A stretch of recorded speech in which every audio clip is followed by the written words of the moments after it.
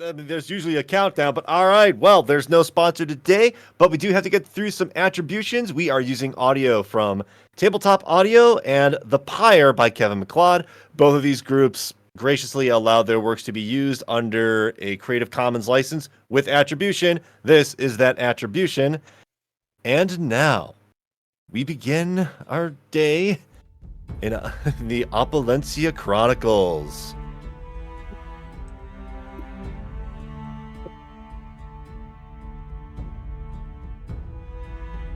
The Feywild is a wild, dangerous place if you're unfamiliar with the territory.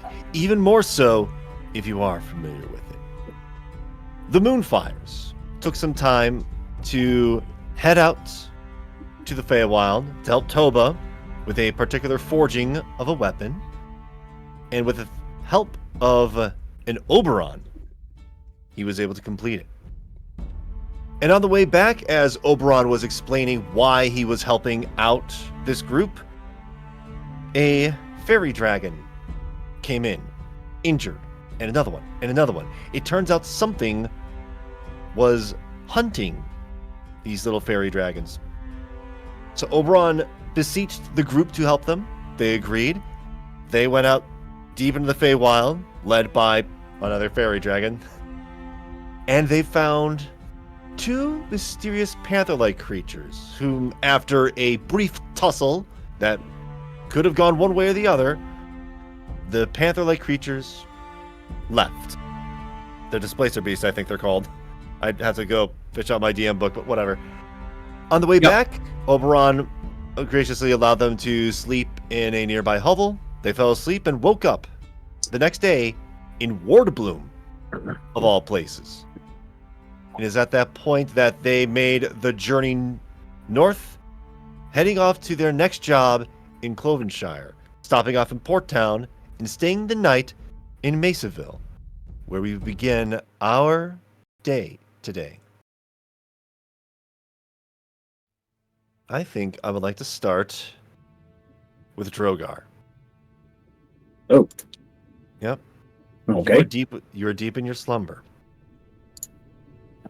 And then all of a sudden, as you are quietly there, dreaming of your farm, the harsh, desolate land, the comforts of family beside you, working hard as well.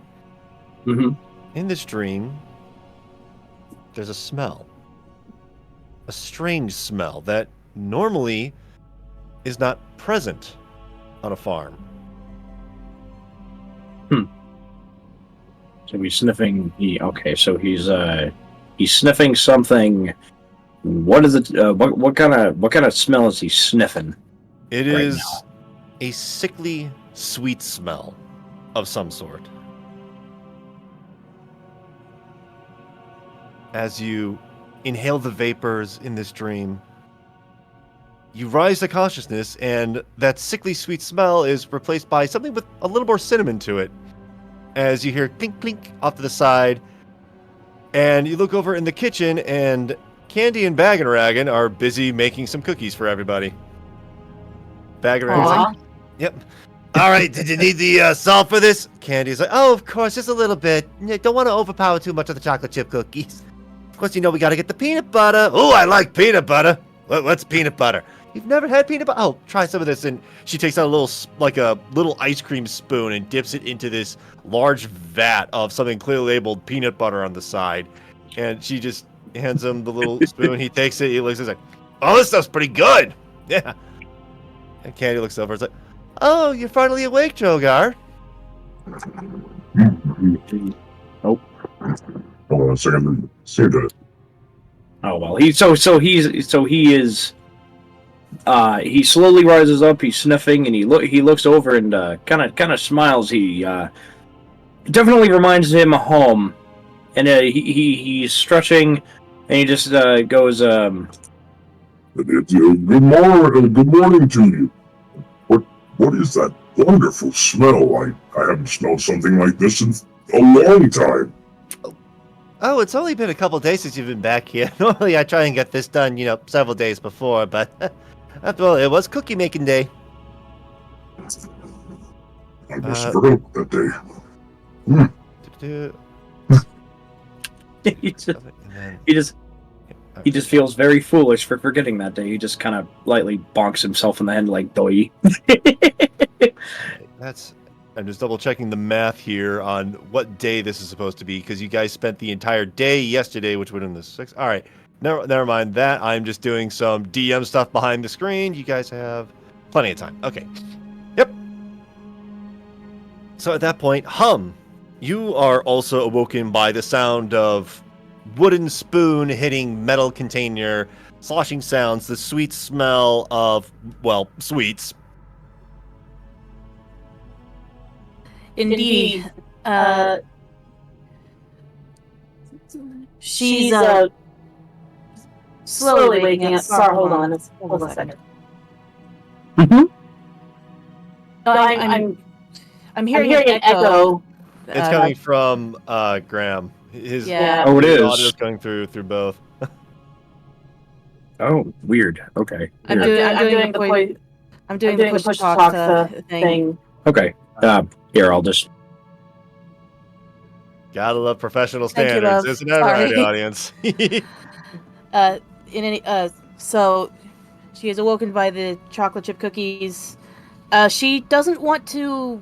She doesn't move. She's just a little too cozy right now. She doesn't want to move out of wherever she's sleeping. So as this scene begins to unfold, Ruffin walks in. He is, the smell of aftershave is on him, as his beard looks a little trimmed here and there, and he's like, "Oh, good morning, my sweet pumpkin. That smells delicious." Candy goes over and say, "Oh, thank you so much, my little boogie bear." And Baggin Raggin is trying not to, laugh, but he's like, I thought he would be trying not to gag. yeah. It's kind of hard to tell from this angle, but yeah. So Ruffin's like, "Well, I'm up to get ready for work. You ought to take care of yourselves now. You know where the exit is, and I ought to make sure the others are up. You never know with Brevin, right? I have to go check into my brother." And he walks out the door and heads out his way. It is at this time, in a completely different room, is that Veronan. You are also having a dream. But this one isn't necessarily as pleasant. I just need to check. Background. Yes. Find yourself in this dream. The smell of smoke and fire. And you are back at Fellsworn Academy with everything going down at this point. You have some of your friends are like running by. You hear the footsteps of, mages running by. You hear crying off in the distance. And all of a sudden, a timber that is next to you of this academy starts falling right over on top of you.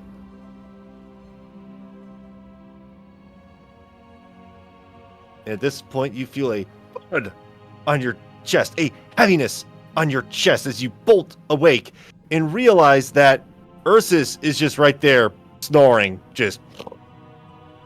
And Veronan is kind of taking deep breaths, finally realize everything's coming to him. As you try and take a deep breath, you realize this bear is really fucking heavy. It's like, it's a little. You're a grizzly bear, not a teddy bear, Ursus. Love you a lot. And he's gonna pat him on the head to try and get his attention.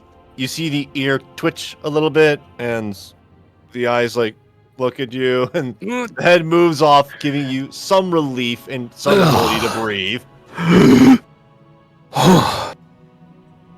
Oh, thank you.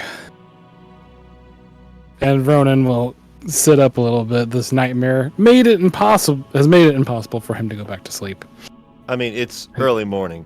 Toba, are you anywhere within this room? Any particular thing you are doing? Nope, just sleeping. Okay. I guess for a dwarven settlement or a dwarven house, probably the one spot that could probably accommodate his size would probably be in front of the fireplace. In front of the fireplace. So, as you are staying there, you're not really having a dream, but you're awoken by the strangest sound of Oh, God. I think it was this group that had that. It's one of the two. It's been so long. Yeah, Lynn's was the one with the weird clock. Yeah. Yeah, Toba wakes up like, what the? As he's like, As you hear outside the door, you hear Ruffin, I told you to fix that thing already. And Brevin's like, shut your trap. I know what time it is. You just got to learn it. I need to see Toba. that thing fixed. Toba's kind of cross-eyed, and he's just kind of like taking an index finger to his ear, just trying to clean it out. Like,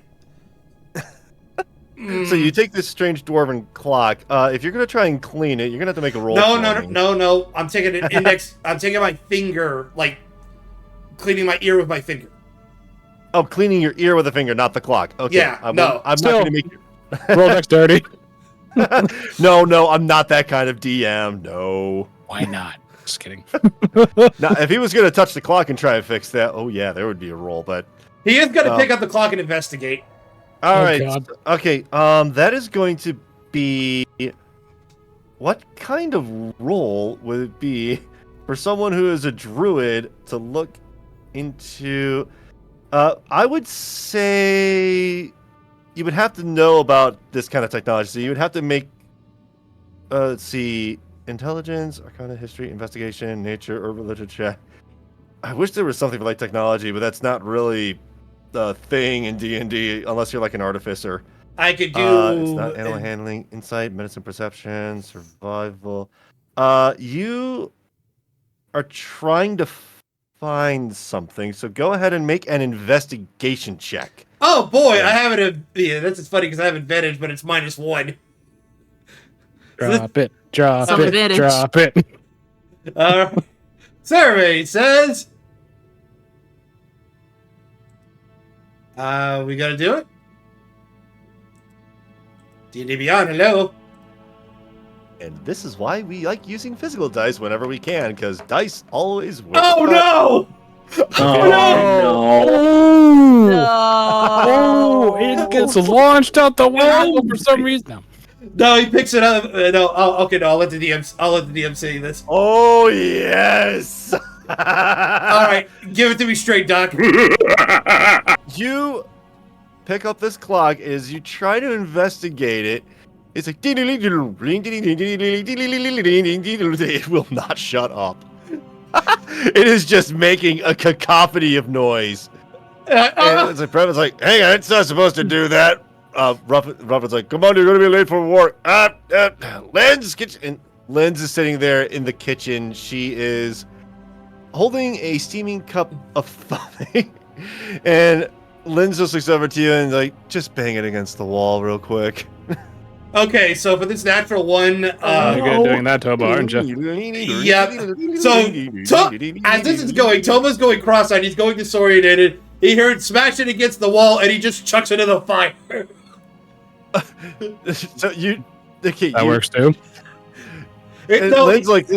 Lynn's like looks horrified at what you've just done, throwing it into the fire. No, I meant the wall. Oh, jeez. And she like puts down her mug and she like immediately walks over to the fire and she takes it's not like a roaring fire. It's more like it's burnt ashes and all of that.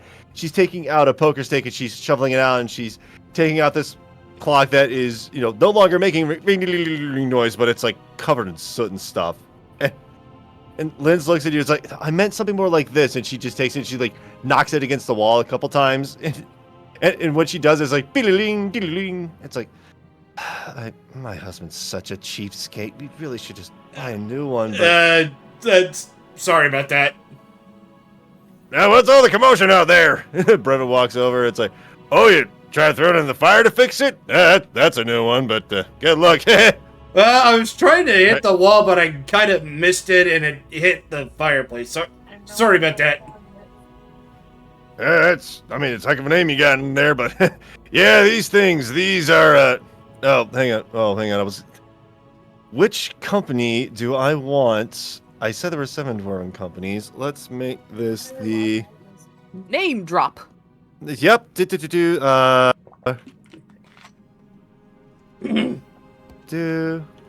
While this is going on, Veronan's just kind of playing with Ursus, going, Toba's bad at everything things, isn't he? Just he is. All right. Oh, the problem is, when you make a comment last D&D session, and it's like, oh, just a quick throwaway, and now you realize, oh crap, I need to make so much lore for these 7 dwarven companies I made up. All right. Let's call them Dark Tales. Woo! I've already said it. All right, Dark Tales. They're gonna be. Woo! Yeah, this is a Dark Tales make. Yeah, they when they make their technology, they make it real good. It'll take a lot more than just a little fireplace to kill one of these things. Trust me, I've tried. I wonder if their life is like a hurricane. Create this file. Technology based. You can hear me writing lore at the same time as me running a session. Isn't that a good DM thing to do? No. I've got a perfect idea for their slogan. It's a dark blur. There you go. Dark Tales. All right. Why did that? I was going to go for like something else. It has to have the word dark in it, but that was the first thing that came to mind. I sometimes hate my brain. But, by the way, yeah. Like something where they would here's some fun trivia for you while I was making up names. So the Precious Mineral Coalition originally was named the Precious Mineral Society, but then on the drive home from work, I thought, wait, I can't call it that. I see what you did there. I didn't realize until that drive home. I was like, wait, I can't call it that. That would be so terrible. For those of you who don't get it, go ask your mother. I just realized what that is, and I am so sorry. Yep. The woman figured... No, not going to make that kind of joke. All right. So at that point, Ruffin's like, hurry up, will you? All right, I'm coming. You boys want to, Linz, could you fix him up a quick cup of coffee or something? Linz is like, already done. Now all the coffee is gone. Yep. Looks over at Veronan. She reaches over and pulls out like some small mugs, takes out 1, 2, 3... And then she looks over. I don't think does the bear like coffee? I don't think he does. I wouldn't worry about the bear. Everyone looks at Ursus. Do you like coffee? Ursus looks at you, tilts his head, sniffs the air, and then he does this thing where his snout like curls up, his mouth opens wide, his tongue hangs out, and you hear this sound coming from him. Veronan just kind of looks over from Ursus. That's a no. Okay, well, it is kind of addictive, but really helps you get up in the morning. She sets out the 3 cups. She pours coffee into them, hands 1 to Brevin, and pushes the other 2 in front of the table. Brevin's like, all right, thanks. All right, time to go to work and see my brother off. You know how troublesome he can be. He opens the door. Ruffin, come on. You're going to be late for work at this rate. Well, you're the one who started it. And as they go off to their day and... Meanwhile, Toba goes to pick up his cup, only to realize the coffee's gone. I'm sorry, it's just a habit. All right. So we are going to jump ahead a little bit as everyone has gathered. The 2 women are seeing, trying to get everyone all together. Let's say about 30 minutes has passed. Everyone in the party now has a particular... Go ahead and add this to your inventory. You've all been given a bunch of cookies that, when eaten, will restore 2 health points. Yes. Yep. Okay, give me. So go ahead and add that to your inventory, like plus 2 cookies or 2 HP cookies or something. So it's a one-time use consumable that, when you eat it, you restore 2 hit points. How many cookies did you say we have? It's literally just a bunch of cookies. It's like all one item, but it's it's how when they say like the party size package is meant for a party, but we all know it's a lie and it's only meant for single use. Yeah. Yes. It's basically that. Oh my goodness. Okay. How much health would it recover? 2. 2. It A whole says 2 health. So, not a lot, but you never know, right? Bunch of cookies. Jargar's cookies. Da, da, da, da, da, da, da, da. I want that as a thing now. So to this point, the Linz is like, "Oh hey, Candy, I brought you a little coffee," and she's got like a small little mug to Candy's like, "Oh hey, thanks. You know, here's some cookies for you." And Linz is like, "Always with the cookies. They're always so delicious." She's like nibbling on one. She's like, "It's pretty good. I think it's your best batch yet." Candy's like, "Oh yes, this wonderful gentleman over here helped me." "Yes, I did." Oh. Oh, Baggin. Oh. Raggin. All right, I'm just getting things set up on my end. So at this point, you all know what your next objective is. It is further north to Klovenshire, All right. and it's early morning here in the Mesaville area. Anything you would like to do? I think Hum is going to just take a step outside of the house for a quick minute. She has her flute with her, and she's going to play a few notes as she waits for the others. All right, so you're going to be outside the Mesaville entrance, or like just a random house? Outside of Candy and Ruffin house, Okay. actually. All right. How many gold do I actually have? Before I give my answer, I'm just going to check something really quick. Oh, I have a small bit. Is there any stores nearby? It's a grocery store that you helped. Some of you helped out Linz with. There are, various knickknacks and souvenirs, shops like that. Hum has been to the store that Lynn's been to. Yep. Toba and me have gone to there. So if Drogar is wanting to pick up something, Hum would probably notice and wave him down. Yeah, actually, that's probably going to be one of the 2 places he's going to visit. He's going to visit the knickknack / souvenir shop nearby he'd like to go visit. All right. So we're going to stop by the little souvenir shop. It takes a little bit because, there's a lot of dwarves over here. They're just getting ready for work. They got their pickaxes and they've got their bags of rocks or whatever, and they're going off to do their thing. And you stop by, going by the market that's, the general grocery store. But right next to it, there's a little stall of some sort. It's like a hole in the wall kind of store. It's really a teeny tiny little. It's like you look at the front door and it's a little bigger than what a dwarf would need, but for someone of your stature, it might be a little tricky to get in there. Yeah, so he's looking at this thing. He's like, "Ooh, am I even going to be able to fit?" He just kind of like kneels down a little bit to see if he'll just be able to walk through the door like that. As you are ducking, it's like, okay, so you don't need to like crawl on your knees to get through the door, and you're able to clear the door. You hear the ding ding ding ding of the door there, and you hear this young voice go like, "Hello, welcome to Mesaville's Knickknacks. How can I help you?" Oh, greetings. Just browsing around. As you Not stand up, entirely. you hit your head on the ceiling. So just Oh,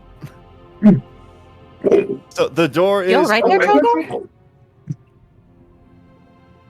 How tall are you, Hum? I'm not quite as tall. No. I'm trying to Yeah. see if I think Can- it's 5 foot something. 5 foot something. All right. Where is the height? Is it even on the? Is height even a thing they even keep a track of on character sheets, other than like size medium? Good question. I don't think they really do. I don't think they do because most places, I think, are supposed to be for everybody to crawl through. So I guess your mileage may vary. So for you, Drogar, I'm assuming that you're taller than Height is Hum. 5'6". Definitely got to be taller than Hum. All right, so you have to like crouch a little bit in order to like not hit the ceiling, and it's only like maybe a few inches above that. But if you stand up straight like you normally would, you just bang your head on there. It's just clunk. Toba's not even going to try. We're all going to the knick-knack shop, are we? No. We're all going to the next. No. Toba's going to look. It's like, no. You know what? It's not worth it. I saw that there was like. Just have Toba just break through the wall and just like. Oops. It's like, Hum was just there. Hum was just there because she directed him to over the marketplace area, and they both noticed this, I guess. All right, so Hum, you are falling behind. That I am. All right, so you go through the door, and yeah, it's a little short, but as you manage to go in there, it's like, okay, it's very cozy. Let it be a little too cozy. And as you are there, you see that there are just rows and rows of crystal quartz. You see that there are little figurines that are on the side. This young voice, it's very much a young dwarf. A young male dwarf that's got not even really like a full beard. It's like patchy in places, but it's one of those, like, you know how some beards are like, you know, there's color on some of the hairs. Dwarf. Yeah, kind of a teenage dwarf, but for a teenager, it's definitely more bearded than a, you know, regular human would be. Because yeah, it's the sort of thing is like you wish you could tell them that you might want to shave that off, but beards without their dwarves without their beards look really weird. So yeah, it's definitely teenage. It's like patches of blonde here and there, but it's mostly like a dark brown in the places that have actually grown enough to be that. He's, you know, behind the counter. He's like looking over towards you, and so it's like, "Oh, you're just browsing? Oh, anything in particular you're looking for?" Not me. I was simply directing this big fellow over here. I'm here just browsing, not particularly looking for anything. What is it that you have available? Oh, we've got all sorts of things. We've got shirts that say, I went to Mesaville and all I got was this shirt. We've got hats that say, I went to Mesaville, but all I got was this hat. We've got trophies that says, I've got to Mesaville, but all I want was this trophy. We've got figurines, we've got quartz. You know, people really do like the quartz. They're really pretty stones. There's just a lot of stuff to bring a little bit of Mesaville with you. So you visit here often? Well, it would be our second time, although Wait, it is a very lovely place. Hang on a moment. As he's trying to think of something. Let me just roll for him. With an 11? Hang on, I think I've seen your face around here before. I think you were with what's her name? Lynn's? Yeah, you were. Hi. Okay, that's why I might recognize you. Lynn's is a great person. She's awfully quiet, but her husband Brevin, like, you want to talk about you know, opposites attracting? That's literally it. But well, yeah. So you helping out Lynn's with stuff? That's wonderful. You're friends with the. Oh, hang on a second. I know I wrote down the last name of one of these characters. Non-playable characters. Mesaville. Oh, Slatestone. Brother of Brevin. Yeah, Slatestone. You're a friend of the Slatestones, huh? Aye, we are. They are Oh. very good people. All they- of them have been very good people. Oh, Very yeah. memorable as well. Oh, yeah, they are quite something indeed. And while this conversation is going on, Drogar, is there anything in particular you are looking for? I actually don't really know too much. He's just looking for something that probably just strikes his fancy, something that he can remember this place for when he's far, far away. Just for nostalgia's sake. Okay, so you are certainly in a mining area. So this is definitely a mining town of some sort, but you Yep. pass by some of the quartz, and one of them begins to glow a very faint but familiar green. As you look at it, you realize that this little green stone that's here is probably made of the same material that hangs in the center of the large cavern here within Mesaville. That green glow that kind of, as the sun rises, it also glows, but as it sets, it kind of dims at night. It's weird magic stone. And you take a look at it, and you think, this ought to be perfect. This looks interesting. Ma'am? He just kind of he looks over with the piece in his hand. How much would you sell this little piece of quartz for? This is a sir, Drogar. Oh, my bad. I didn't realize. To be fair, I know my beard's not going in quite as good as some of the girls, but I'm still trying to work on it. Oh yeah, I know Candy and Linz, they shave often and they look really nice, but some of the other women around here, I want to see some of the braids on some of those girls, but oh yeah, that's gonna be like 4 silver. It's like 4 silver. That sounds very lovely. I'll take it. 4 silver, all right. He just feels so embarrassed that he said that. He just gives them the freaking thing and just like, I'll be on my way now, and he just like kind of rushes out the door. All right, so as bounces his head off the door.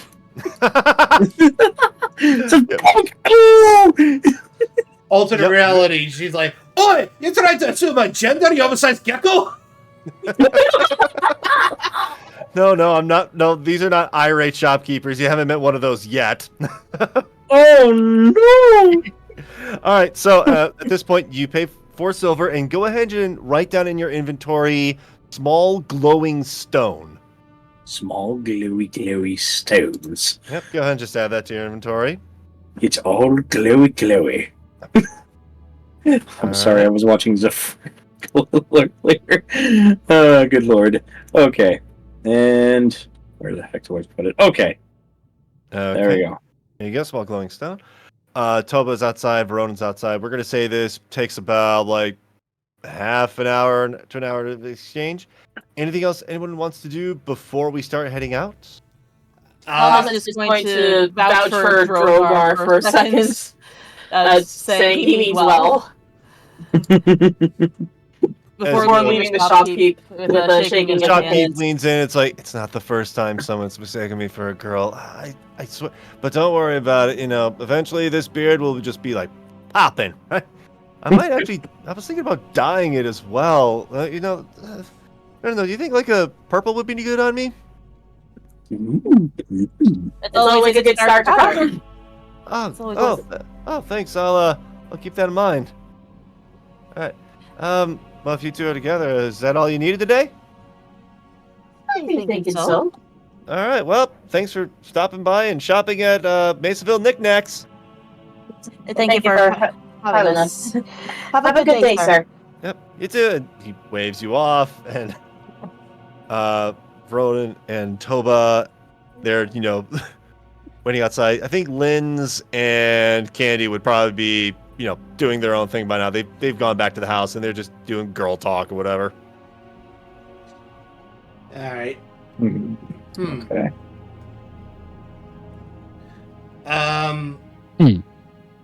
Do you have something, bud? There is. I think I remember seeing something. Oh no, he has nothing good to say right now. He's gonna go ahead and bite his tongue. Okay. He's gonna remember how Toba tried to fix the clock, though. So, Well, how much let's going see to- how you fix other things, others. Toba. I think Ursus would like to see it too. Toba stays silent. He's embarrassed. I'm giving you crap. You I know you are, but it did. I mean, better than that. I initially just wanted to just smash it under my fist. I'm glad I didn't. I don't even want to think about anyway. One thing, anyway, as a pirate, you run into a whole bunch of races when you're out of the open sea, and the one thing they tell you is to never mess with a dwarf's inventions. You don't mess with their inventions. Don't mess with their booze. So there's a part 2 to this. Okay. I think we should join the others, Toba. I agree. I think we should probably go ahead and start heading towards our destination. We have a long walk. Let's go. You know, I'm tempted to fly again. It's. Don't! Oh, come on! What could possibly go wrong? You know, I thought your kind were well rehearsed in their memory. If you don't require, I'm also a shipwrecked pirate that's been marooned on an island. Okay, fly if you want, but I will have no part of it. It's like my old instructor told me: tuck and roll, Veronan, tuck and roll. All right. Come on, as I said, as I once heard from a bobcat tabaxi one time, what could possibly go wrong? We're doomed. We're so doomed. All right. As you go up the stairs to the Masonville entrance, it is a nice, it's still late in the morning, not quite noon day, as you step out. And at this point, you know that your destination is an 8 hours journey north if you go by carriage. And you've already got all the money you needed that was paid for in advance for it. Okay. Well, if it's an hour ride, then no, I won't fly. Thank you. I guess we're all making our way to the stables. Yes. That's where we be going, because that's where we thing. Why would you say that like that? Oh. You step over to the trying to find the name of it. My notes are so disorganized right now. There we go. Royal Passage Coach Service. Royal Passage Coach Service. Yep. All right. They had bad service, they'd be considered a royal pain. All right. Let me just double checking my math real quick on like what exact day it is. Da-da-da. Well, so that was on the 5th. Hey, funny. And then Funny joke.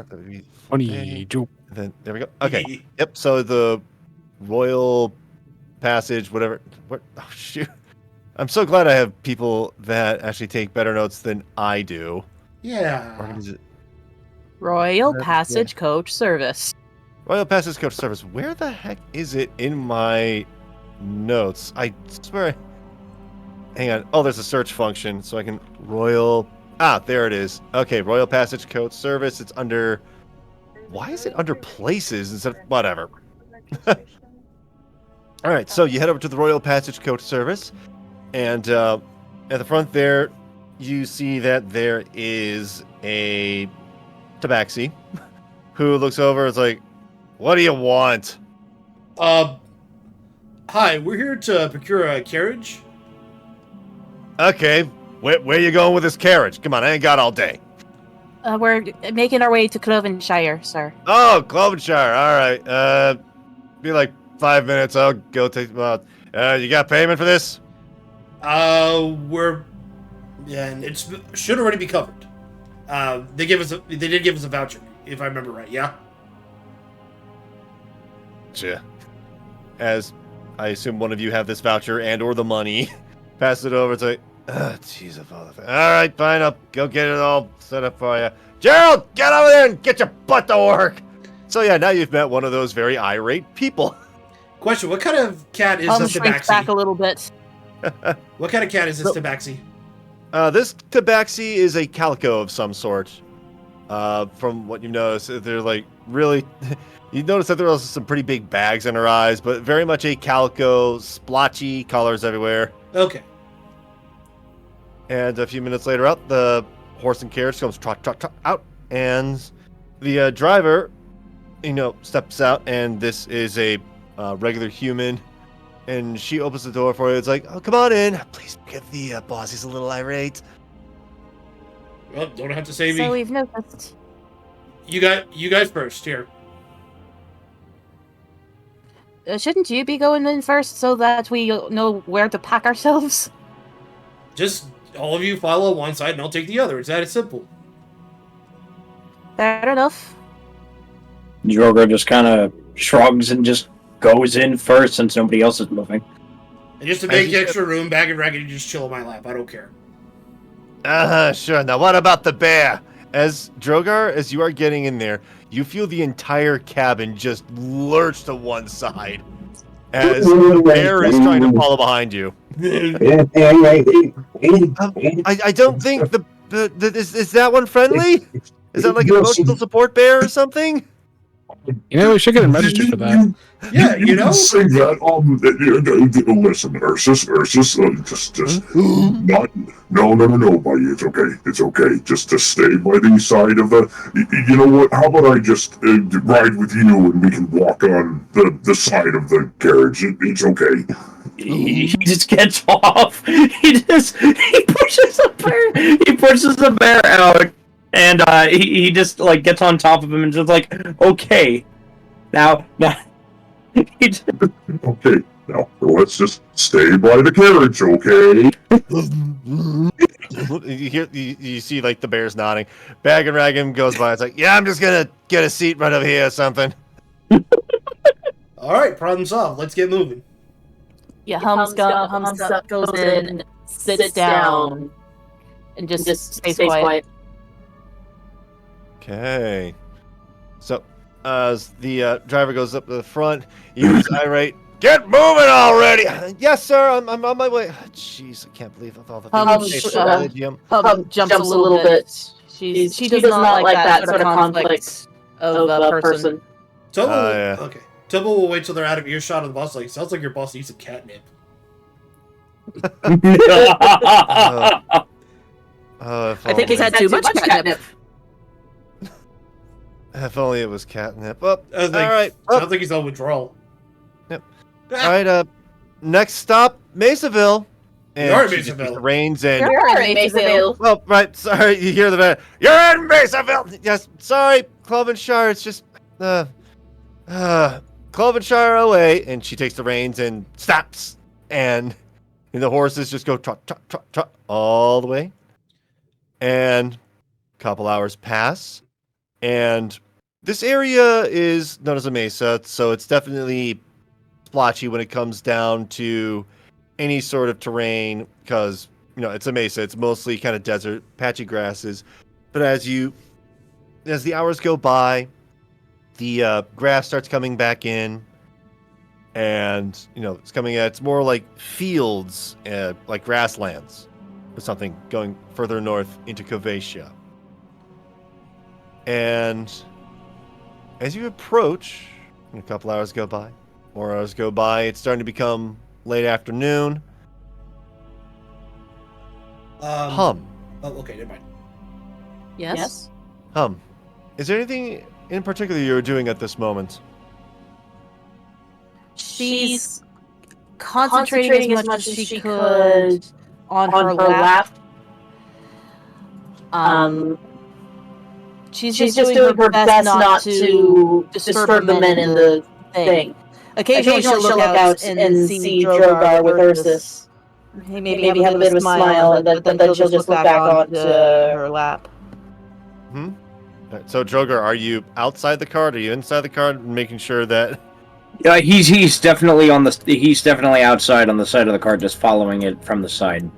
Yep. I mean, this cart is going at a pretty big pace. I think eventually you might end up riding Ursus for a little bit. Yeah, that's what I was hoping he would do. He'd be on top of Ursus, following. Yeah. So yeah, after a bit, bear. Yep. You keep riding forward. Things are going good. And then, out in the distance, there's something very strange. Way, way out in the distance. It looks like a dome shape, but it's way out there. It's a strange thing. You're starting to think like, what kind? Is that a structure? Natural built? What is that? What? Yeah. What is that? Are we going past it?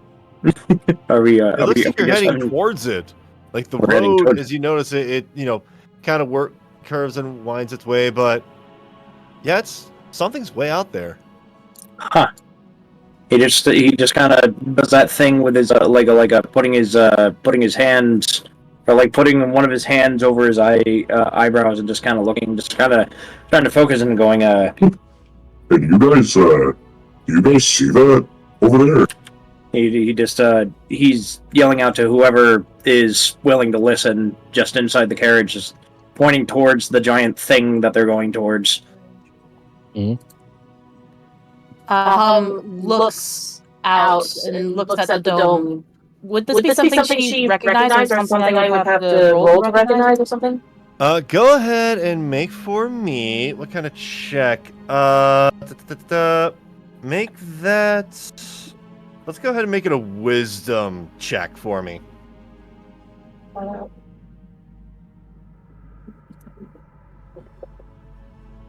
16. You are looking at this, and what you do know by looking at it, it's staying perfectly still out there. And it's a large dome shape. Maybe it's a grain silo, but it's way too large for that. You aren't entirely sure. It looks like a large grain silo, but something tells you that that can't possibly be right. It looks like a silo. I don't know what it is.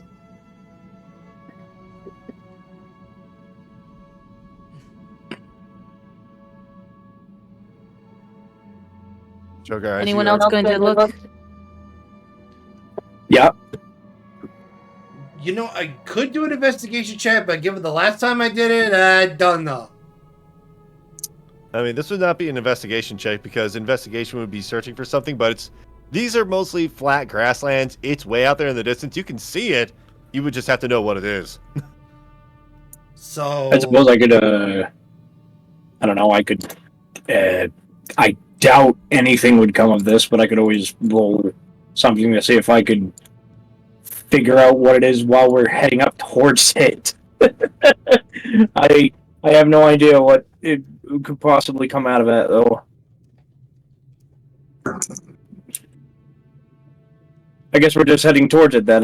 Did anybody want to try anything, or? No.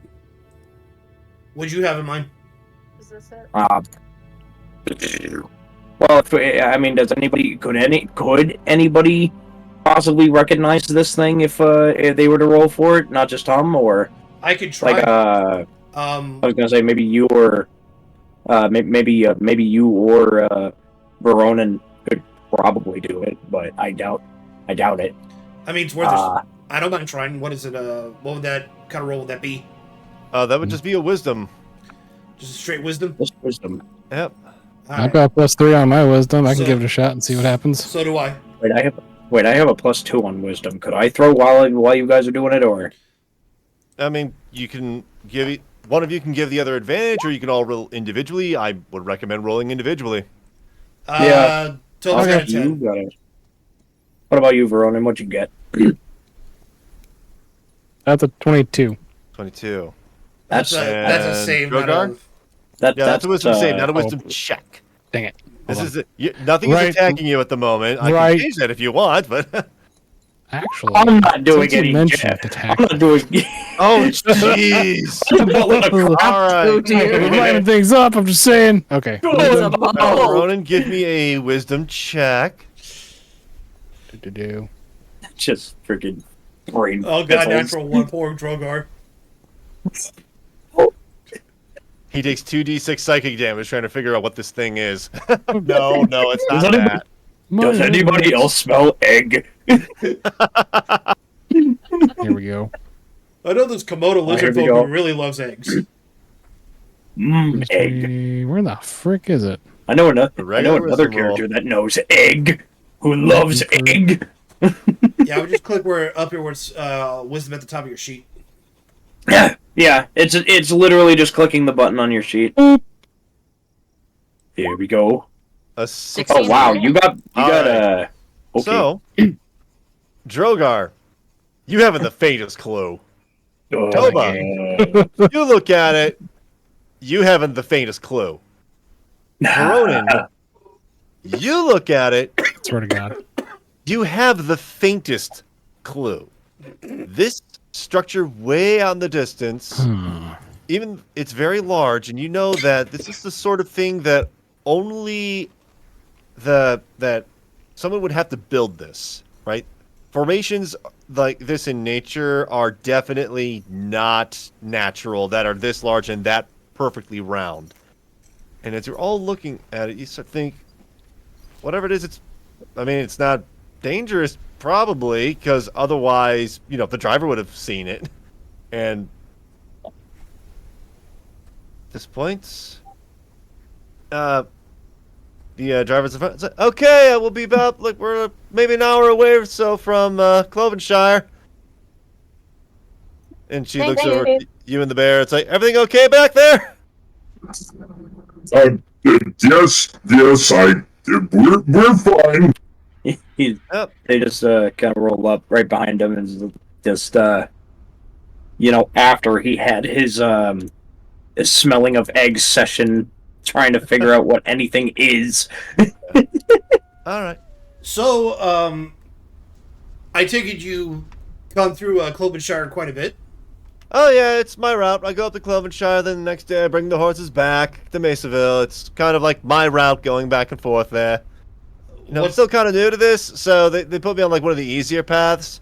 I hear that there's, bandits from, Port Town to, what's that place, Bloodwarmed or something? Wardbloom. Wardbloom, right, thanks. Yeah, but, they gave me the easy route that's, mostly flat and just boring. There's nothing much up here, but other than that thing that's way up there, and she's pointing towards that large silo-looking thing. If I could give you some personal advice, if they do put you on the harder route with bandits, ask for a horse named Bonnie. You should be fine. Okay. Trust us. We speak from experience. As he looks over to the rest of the group, except maybe Baggin. Yep. Baggin's like, okay. That was literally our first mission when we got here. Uh-huh. We'll explain it a little more later. Like, lady, I wish I was exaggerating. Sure.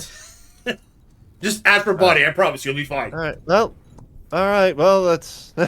I'll keep that in mind. But here we go. An hour passes, and as you get closer to Klovenshire, you notice this large, the silo shape. It's very much, as you get closer, it's a building, and we are now in Klovenshire. And as you are approaching, you see it rotate. And this large cylindrical shape that is appearing from a slot that's inside this humongous building is just slowly rotating. What? Yep, and as you're passing by, and the people who are in the cart, all of a sudden your vision gets dark as the cart takes a turn down a particular road into a small settlement. And the driver goes, okay, we're here in Klovenshire.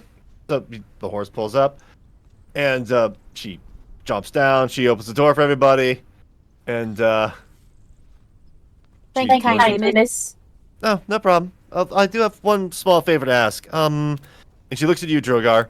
Is the bear friendly? Yes, he is very friendly. Say hello to Ursus. Oh, hello, Ursus. May I pet him? Just real quick. I've never pet a bear before.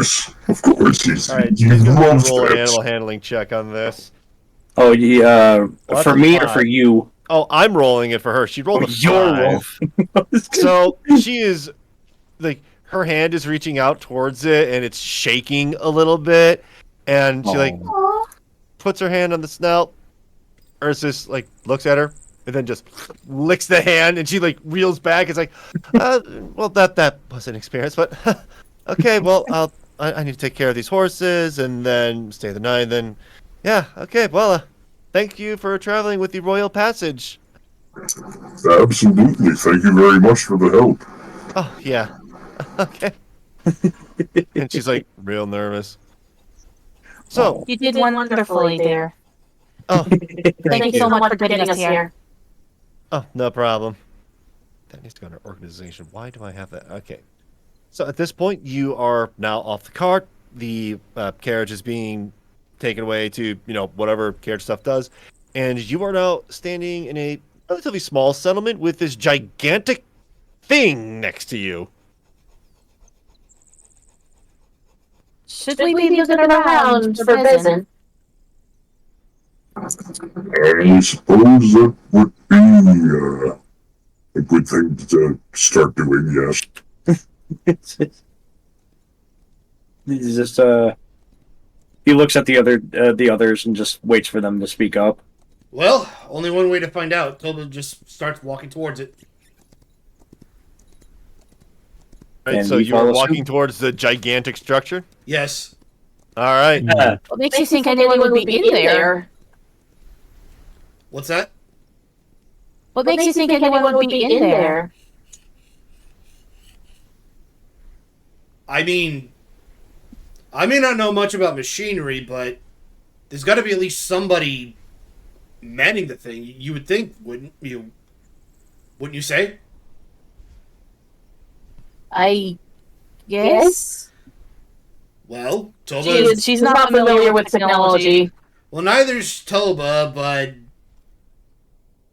She was really sheltered. She really doesn't know much about technology. So she's lucky to have actually known known that other people exist. It was that sheltered. so fair enough. So Toba will come up to the side of the dome and look to the left, look to the right, and then just give a loud metallic clang, knock on the side. Just clang, clang, clang. Hello?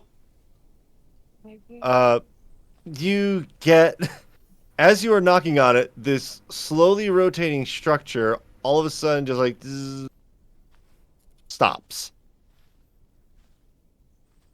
And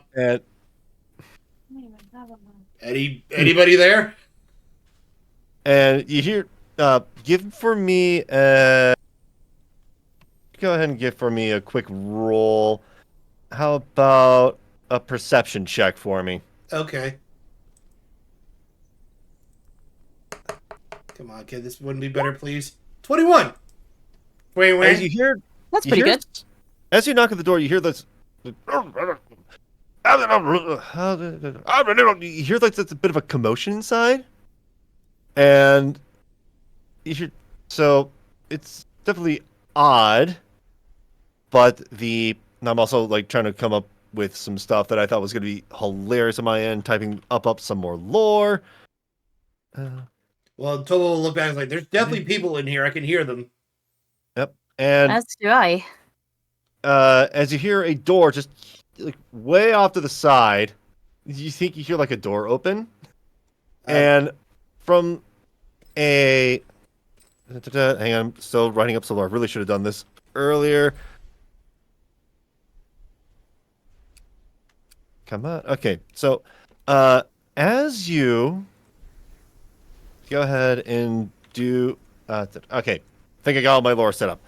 So as you open the door, as someone opens the door, you look over and like this structure is very large, very, very, very large. Like the exact dimensions I'm not going to mention because then I'll have to remember it. But there is a door down there, and you see what looks like another tabaxi. This one actually just orange, and she's like waving at you, and it's like, what are you doing? She's making motions for you to come closer to her. Toba will do just that, and while he's doing it, he's motioning the others to follow. All right.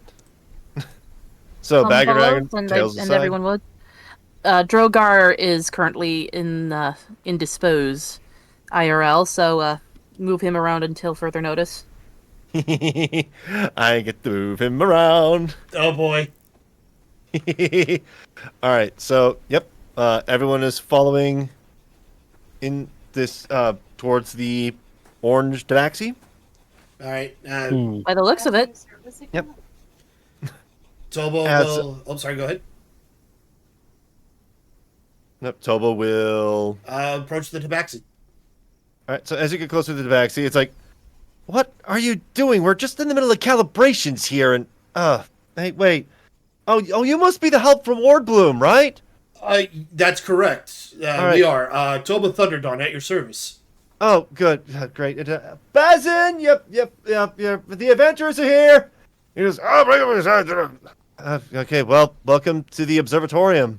But it's probably best if you just came inside. And she enough. motioned you to follow her. And he'll do just that and just nod to the others.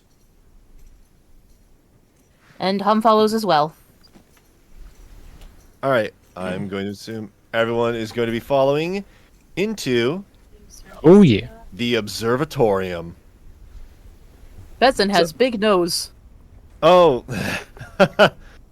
So, at this point, you enter into this place known as the Observatorium, and you are immediately just astounded by this large metal structure that you're within. Because outside it was, okay, that's weird, it's kind of impressive, but inside you hear that it's very quiet compared to the outside, because outside there was like bugs and stuff. Here there's like nothing but like a hum of machinery, and you see that there is a gnome that is sitting on a platform that is raised, the ladder to it, and this gigantic cylindrical thing you saw from the outside is also reaching inside of this dome structure. But as it gets closer, there's like sections of it that kind of, not really break apart, but it's like a cylinder and then into a smaller cylinder, then it goes into a smaller cylinder, kind of goes that way all the way up to this gnome, and his eye is pressed like right up against it. His hand is against a panel of some sort, and he's hitting buttons every so often. And yeah. Hey, the adventurers are here, huh? There should be like, what, 5 of them? And the Tabaxi says like, yes, it is. And it's like, All right, well, thanks, with me, I'll, head over there. and so, he drops down, slides down the ladder like fireman style, and walks over to you, takes a moment. And he's like, All right, let me just clean my hands real quick. he like takes a bottle of something from his side pocket, just spritz both hands, rubs them together real quick, shoots his hand out in front of him. How you doing? My name's Baggin. Toba will reach out like, Toba Thunderdon at your service. Oh, Toba! He shakes it, and for a gnome, he's got a grip, and it's pretty strong and very enthusiastic about shaking hands. Oh, man, you're a real good, strong one. Oh, you're gonna be good, huh? And who are these other people here? And he looks over to Baggin Raggin. Baggin is like, I'm Baggin Raggin. Oh, ain't you a tough one? Yes, I am. Yes, of course. And, what's your name, miss? Instead of like offering her hand out, she curtsies. I go by Hum, Mr. Bezin. Oh, curtsy, real fancy. And he curtsies back, almost mockingly, but like in a sincere manner. He's like, you don't need to be that formal with me. No. And, you the big lizard guy. He just reaches out his hand and he goes, Drogar Bargash, that's your service. Oh, Drogar, that's really nice. And as he shakes, he pulls it back. It's like, wait a minute. He takes his hand and he starts sniffing it. This is... He's like mumbling to himself a little bit. It's like, Where's the grizzly bear? Just outside, actually. Oh, really? Hang on. Make sure that... Oh, hang on. With an egg! Make sure that if there's a bear outside, don't let it inside. We don't want to contaminate anything. And, from another distance, you see that there is this assistant that is just like, right, okay, I'll go out for a bear. It's this elf character who has this kind of... It's not... It's not really like a tan, but it's kind of... it's a little darker skin, but not like Shireen Drow dark. It's very much just a kind of light... I'm trying to think like what color do I want to make a skin without... It's very much like a dark yellowy tan, sort of. Let's go with that. He's like, all right, I'll go out there, and he's taking a look. He looks outside the door, and it's like, oh, no, stay. stay, and you hear Ursus going. Oh, As Oh, yeah, make sure you keep the bear away from the equipment, because who knows what a bear's capable of. So yeah, which one of you was knocking on the outside of my building, throwing off my calibrations? Huh? That's really rude. terribly sorry. That actually be my foul on that. You gotta forgive me. We've never seen anything like this before. Oh, you didn't see the door that was like right there? Although actually, hang on. With an A, write this down for me. And the tabaxi takes a note. How do I put an entrance sign on the door to make sure people know where the actual door is? That'd be really good, right? And she's like, yes, sir, of course. does All right, Bezen notice Veronan at all? I noticed he hasn't had an introduction yet. Oh. I need no introduction. Oh, No, you just hold on a don't sec. bite him. He's just a cardboard cutout. No, oh yeah. So I forgot to talk to you. It's you. Oh, hang on. You. Oh, hey, ain't you from an academy of some sort? You got that air about you. Yeah, I am. Oh, neat. Oh, No. well, I'm pleasant to meet you. And you are? Veronan Fellsworn, Oh yeah. All right. Which academy you came from? the Fellsworn Academy. Oh. Well, as you see, Bezen is like his demeanor is like really big and peppy and like really big and brash. And as soon as Fellsworn Academy comes out, you see his shoulders shrink back a little bit. He's like, "Oh, that is unfortunate. I am so sorry for all that. That is oof. But well, let's drop that for now. So, yeah, I guess you're wondering why you're here, huh? Yeah, that's correct. Yep. Well, the guildmasters said something about there being moon research. Oh, moon research? Yeah, Mackenzie probably did mention that to you, didn't he? Mackenzie? Yeah. I was talking about Mackenzie. you, then. But no. Oh, hey, hang on. No. Ewan's the guild master, but Mackenzie's the one who probably mentioned about his friend, right? Oh, you mean Mac? Aye. Yeah, yes. Mac. Yes. I know, right? Yeah, it's kind of funny. He gets the girl's name, and his sister gets the boy's name. Mackenzie. Oh, that's gonna be a hoot. Didn't they realize that he had a sister? Yeah, who knew? His sister's name's Ashley, by the way. The boy's name. So Anyway. they're interchangeable. Well, yeah, of course, but no, I'm sure. But anyway, so, y'all can help me out with this moon stuff, right? Oh, yeah, in a couple days it's gonna be a full moon, but tonight, hopefully with the nice cloud cover, it's gonna be nice, we might be able to get some observations and all that. Yes. With an A! Get over here! And, the elf is like, yes, right away, sir. Yeah, walks over and could you two with an E, with an A, could you help them get associated with all this stuff to make sure to know what to touch, what not to touch, and all that? I'm gonna go back to my calibrations real quick. And he climbs back up the ladder, and he's like, "All right, come on, where was that star? Stair. Where was that star?" And you see the machine as he's hitting the panel. It's like the inside starts rotating. The all this. The movement happens like there's that star. Okay.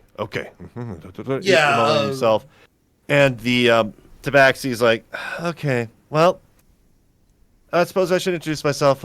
I'm Aaron, with an E, and that over there is Aaron with an A. Hence the nicknames the professor gave us. Fair enough. So, yeah, sorry about the whole calibration thing. That wasn't my intention.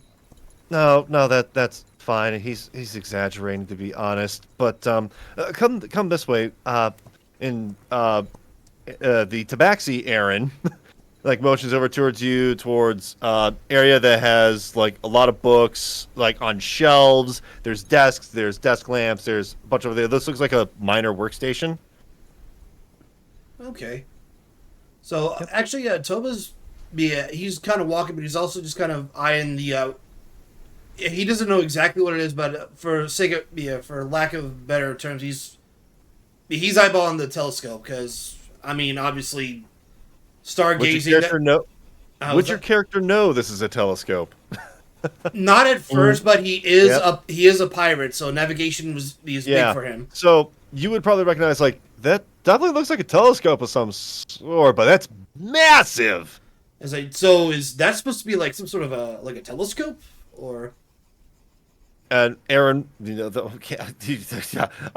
funny joke calling them with an E with an A, but yeah. So the elf Aaron comes over and is like, "Oh yeah, that's the that's a telescope that we observe celestial bodies out there." But as Bezin's using it right now, he is actually tracking a star in the middle of the day of all things, because apparently it can do that. It's getting that calibrated for our look at Rikkaku tonight. that is fascinating. I mean, It I won't lie. I've undergone. I've been out at sea quite a lot, and one of the best parts about it was just navigating and just looking at the stars at night. Oh yeah, the stars at night. But man, there are so many stars out there. You have no idea. And the Tabaxi Aaron's like, can we please just let them know what they're going to be doing eventually, maybe? Oh, sorry, I didn't mean to hold you up. Oh, no, that's okay. She motions you over towards the little workstation area that has, as you are getting closer, there are papers plastered all over the wall. There are sketches and drawings and diagrams and notation marks, crossed out notation marks, erased and written back, erased again to put it back to where it was. There's just a lot of manic stuff happening on this corner. Goodness. It seems like it's a never a dull moment for you guys. Oh, I mean, it's kind of boring right now, but Bezin's just calibrating it. But, when we're not coming up with, trying to figure out theories and all that. But, pull up a seat wherever you can. She motions towards a bunch of stools that look like they were made out of bits and bobs of random metal. Like, there's, one good proper stool, and everything else is just metal that has been fastened together by bolts and screws, welded, if you know what welding is. And it's very much, unlike the dwarves, which have a very meticulous and way of building things, this is very gnomish in that it is just a hodgepodge of whatever works. As it would. Would any of them look big enough to hold Toba's weight? Well, as you look at them, you notice that there are only 3 stools. There's one proper one, 2 quickly fashioned together ones, and you realize that, okay, there's the 2 assistants here, and there's Bezin. That doesn't really leave for a whole lot. So Then there's room to stand. Toba will yield the stools to his colleagues and just sit on the floor. Yep, and Baggin Raggin is going to sit right next to you. Okay. Just cross-legged, leaning in. He's like, Baggin Raggin's eyes are just wide and like, oh man, there's a lot of stuff here. Oh. What are you His thinking? fingers are itching. Yep, little itching. He's like, gotta be nice. But if I didn't, maybe I could. Maybe I don't know. Baggin. What? I know what you're thinking. None of that. I mean, they're not going to miss one Baggin. book. Okay. Aaron is like, oh, please, for the love of God, take the astronomy volume from 3722 or something. It's so out of date. Hum is also going to yield. She's going to kneel by the stools. All right. Well, the elf Aaron, he is going to take a stool and sit up. Tabaxi Aaron is going to turn on one of the desk lamps and just, shine it on some of these diagrams that she's got there. And she starts, okay, so, how many of you know about ley lines exactly? Ley lines as far as... Yeah, just anything about ley lines. Can I make a roll to see if Hum does? Make an Arcana check for me. I was about to do that. Yep, go ahead. Make an Arcana check for me as well, Veronan. I'm going to try as well. All right, go ahead. Okay, 15 for Veronan. The DC for Veronan, because he went to school, is a little lower. 8 for Toba. So probably not. Yep, Hum.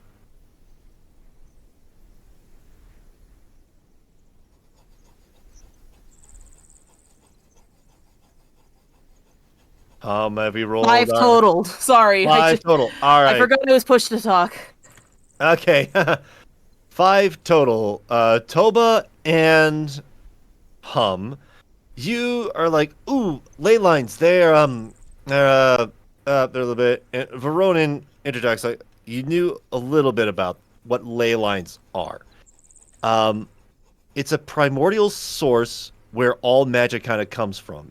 Back in the past, it was vast and plentiful, but over time, slowly but surely, it's worn off. But ley lines are pretty much the strength of magic, and it's kind of difficult to put into terms how ley lines work, but every motion that you make, every word that you breathe interacts with these invisible ley lines.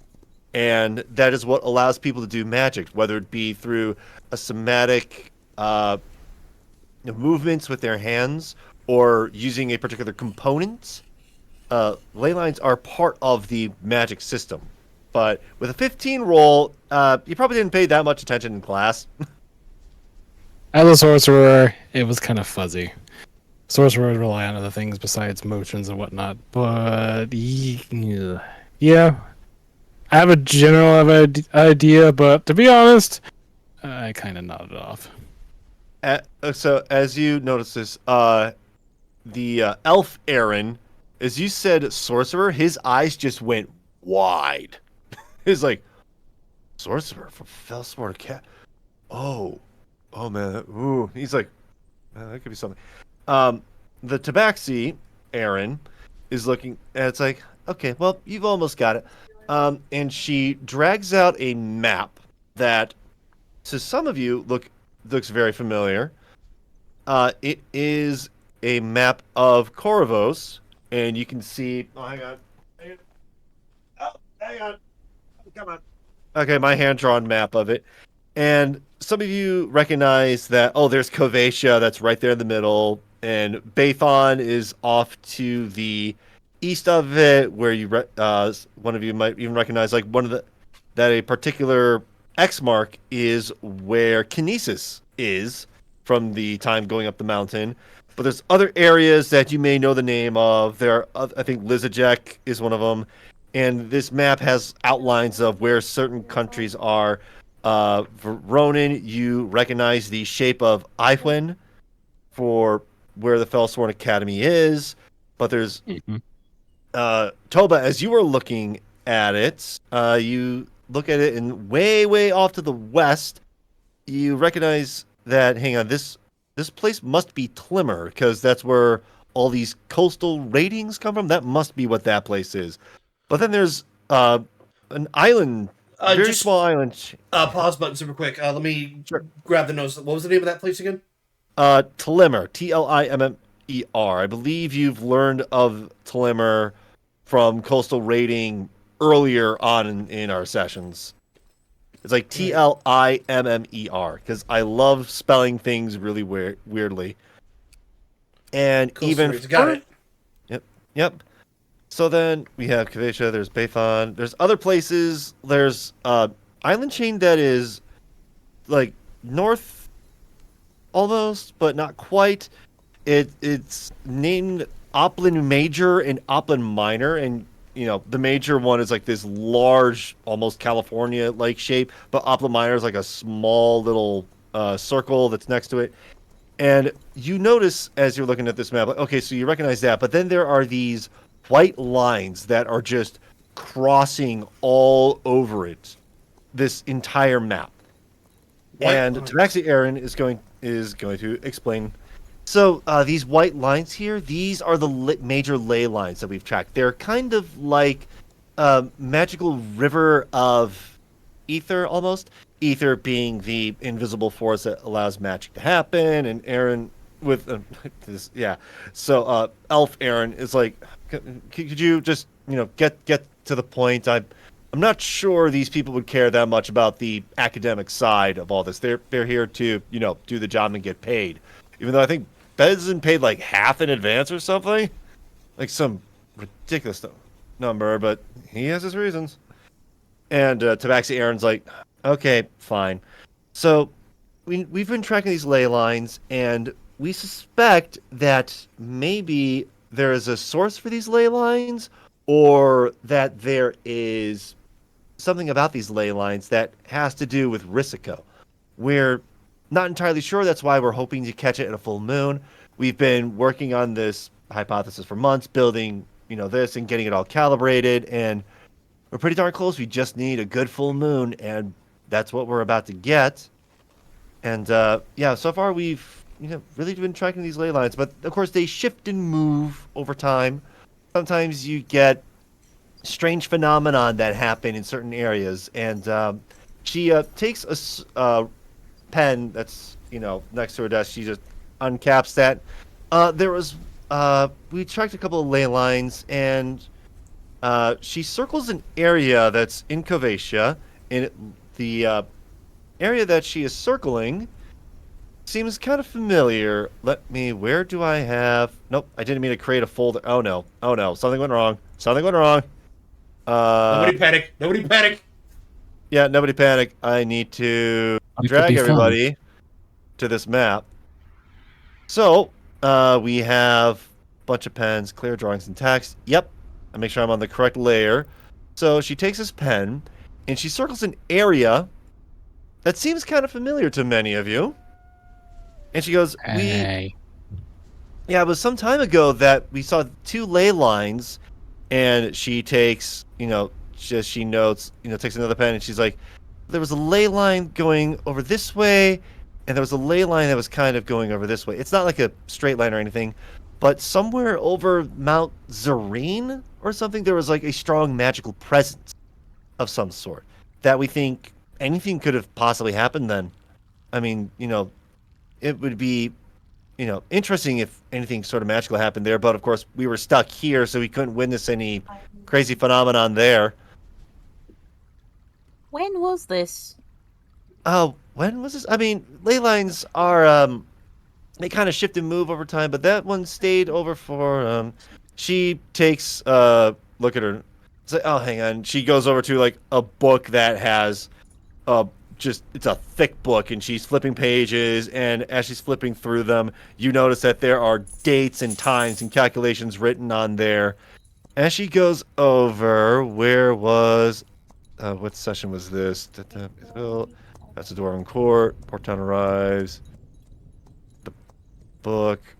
The gang starts climbing. Okay, yep, this would have been like starting from in the last month. It at least started at least towards the end of last month or so, but we suspect that as the ley lines shift, it's not quite there. So as she's describing this and you're thinking about the time, you realize that the weird ash monster that you fought on Mount Zareen, or at least the ash monsters, those coincided with the ley lines passing over all of that. We were actually there around the time you were talking. Oh, do tell. And hang on, let me just jump everyone back to the Observatorium. And, she, like, closes the book. Oh, do tell. She grabs another book, just, like, reaches behind her, almost blind, pulls out a notebook, flips it open, takes out a pencil, and she's, like, looking at you expectantly. Her hand is, like, right above the page, is, like, ready to write. For the sake of brevity, Toba will basically explain why they were up there. It was... basically, we were there. He mentions the graveyard of swords that were there. Graveyard of swords. Then, and also, as you're noticing, you're also hearing like from off to the side. You notice that Elf Aaron is also doing the exact same thing, just taking down all sorts of notes. Of course, the encounter with the dust, with the dust monsters. I want to call them dust devils, but that's not right. So, They were dusted spirits, I would think. Oh, hang on. So, dusted spirits. So, like ashes or something? I believe that's correct. Yeah. Oh, ashes. Oh, interesting. Something with ash. Why did I think dust? That's my bad. And then she like takes a page, tears it out, and crumples it, throws it aside. It's like ash monsters, not dust monsters.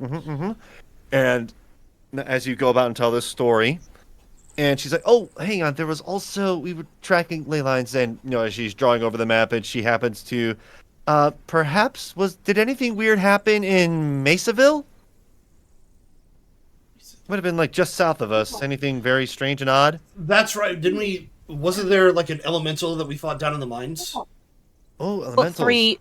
We fought three golems, jewel golems down there. That's golems.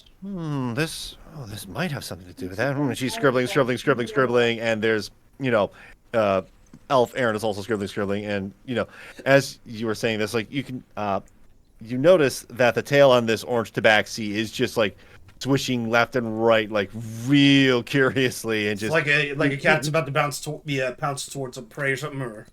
Yeah, a little bit, but it's like, as she's doing, she's, like, leaning more and more into her notebook, just writing all this down. It's like, oh man, that is fascinating, son, fascinating. There may be a connection, there may not be, but who knows? Right, the job that you are here to do. As you are neutral observers, we needed some form of adventurers to help out with this. But, yeah, so ley lines crossing over. Oh man, this is some good stuff. Elf Aaron is like, Aaron, let me take it from here. And she's like, oh, okay, right. So, we think that the full moon is going to coincide with a completely overcast sky, and while our telescope can kind of see beyond the clouds somehow, even though he's looking over towards Baggin, and at this point it's just slowly rotating. At this point, the telescope is kind of like pointing almost towards your direction, but still in the sky. Baggin's just constantly doing his stuff, and as on one hand he's got on a panel hitting buttons. The other hand is like waving at you real quick and goes back to his work. Aaron's like, yeah, somehow you can see through the sky and all that. And it's a clear day right now, but if there's clouds in the way, it won't work. And that's why we have the other invention. Mind if we step outside real quick? And we'll go through this other door here that's like not really an emergency exit, but it's kind of just an exit. As they're stepping outside and while they're explaining everything, Toba's still kind of, his eyes constantly shift back and forth from the to the telescope. He's actually kind of intrigued. Oh yeah, very much intrigued. So, Aaron with an A is going to be leading out towards the back, and there's a section of a door that he hits a panel button, and the door itself kind of like scoots outward and then slides off to the side. So it's kind of like a secret exit door. Okay. Will we be able to find our way back? Oh, yeah, I'll leave the door open. I mean, this is only meant for, like, crazy emergencies in case something goes on fire and we need to leave immediately or, stuff like that. But, yeah, it's not like a permanent thing. But, yeah, it's just a quick look outside. I promise you.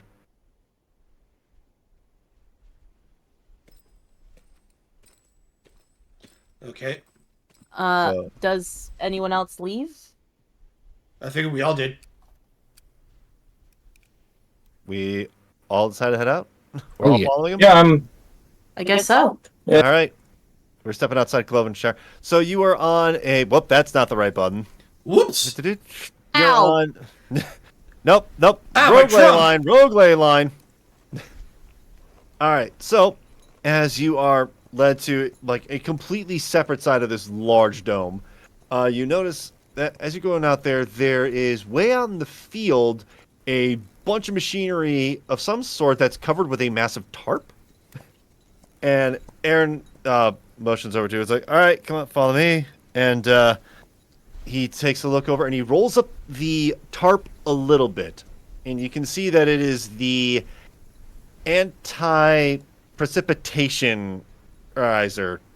It's it's weird that it's something. The name on this thing is like scrawled in there with like dashes or whatever, but the anti-precipitationizer, he's like, I can't believe Beslin would name it this. But yeah, this is the anti-precipitationizer. This is, you know how there are ways of making clouds happen, right?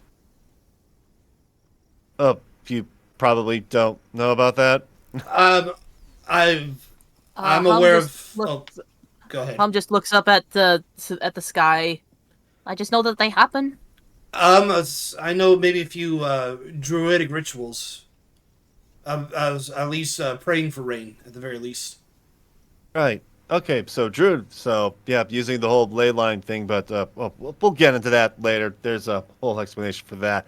But yeah, the this is the opposite of that. This takes things, going from cloudy sky to a clear sky, but it's going to be kind of localized around us. We haven't actually tested this yet because we didn't want to nor need to, but it should work in theory. However, how do I put this? He takes his hand up to his head. It's tapping his forehead a little bit. You know how sometimes you mess with nature messes with you back? Yes. Okay. Well, it's like, you push on a tree and maybe like the branch comes back and snaps back at you, right? Or perhaps you try and stop a river, but it flows around the outside. You can, dam a river to help control that, but maybe the dam breaks or something like that. What we are doing is that we are trying to essentially dam an entire ocean almost. It could be very catastrophic or something, but hopefully it won't come to that. But he's like, oh man, I don't know. We really should have done a smaller scale test on this first. But if it's only this central area that we just need to look through Rikkaku on a full moon, it should be okay. But yeah, that's why you guys are here, in case something goes wrong with nature, I suppose. Baggin was really adamant on getting these moon fires up here for some reason, because Mac, as you know him, he would have recommended you to come this far north for some reason. And then he leans forward. It's like, you guys are totally taking part of that Longlight Festival, aren't you? I know some Could of these be. gents are. Yep. So, yeah, he's like, yeah, it's like a week after the full moon, roughly. It's on the 17th. Just, 10 days from now is that you will need to be a little farther. Hang on, what's the name of that place? Covation map.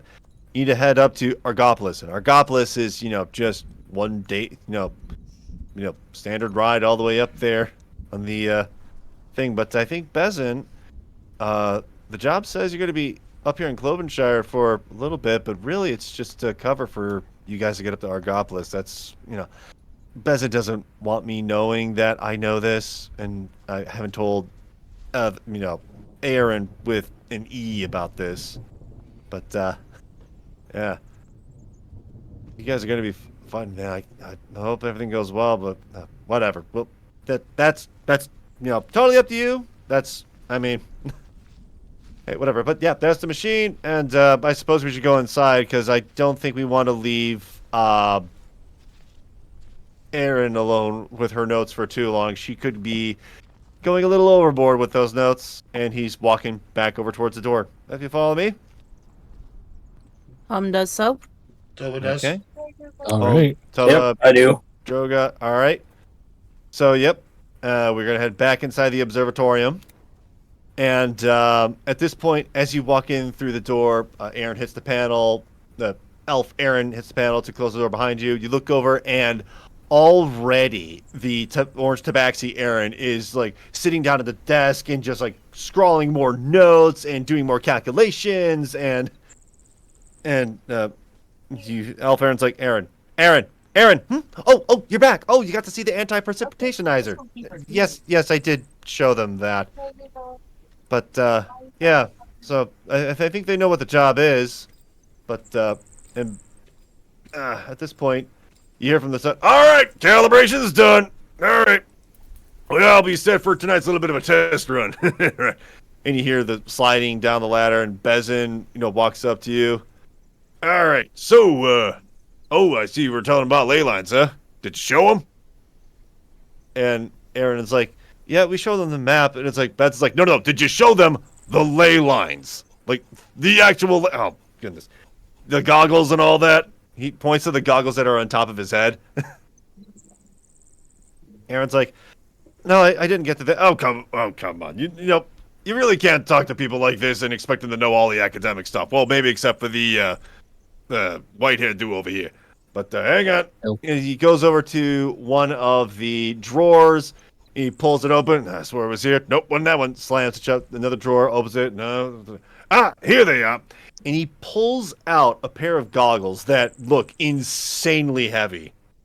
And he turns to the group and is like, all right, who wants to try them on? I guess I will. All right, so, do me a favor. Crouch for me, because I can't really reach up that high. Toba gets on his knees. All right, he gets down on your knees. All right, I'm coming up behind you. Do me a favor, look up at the sky. Okay.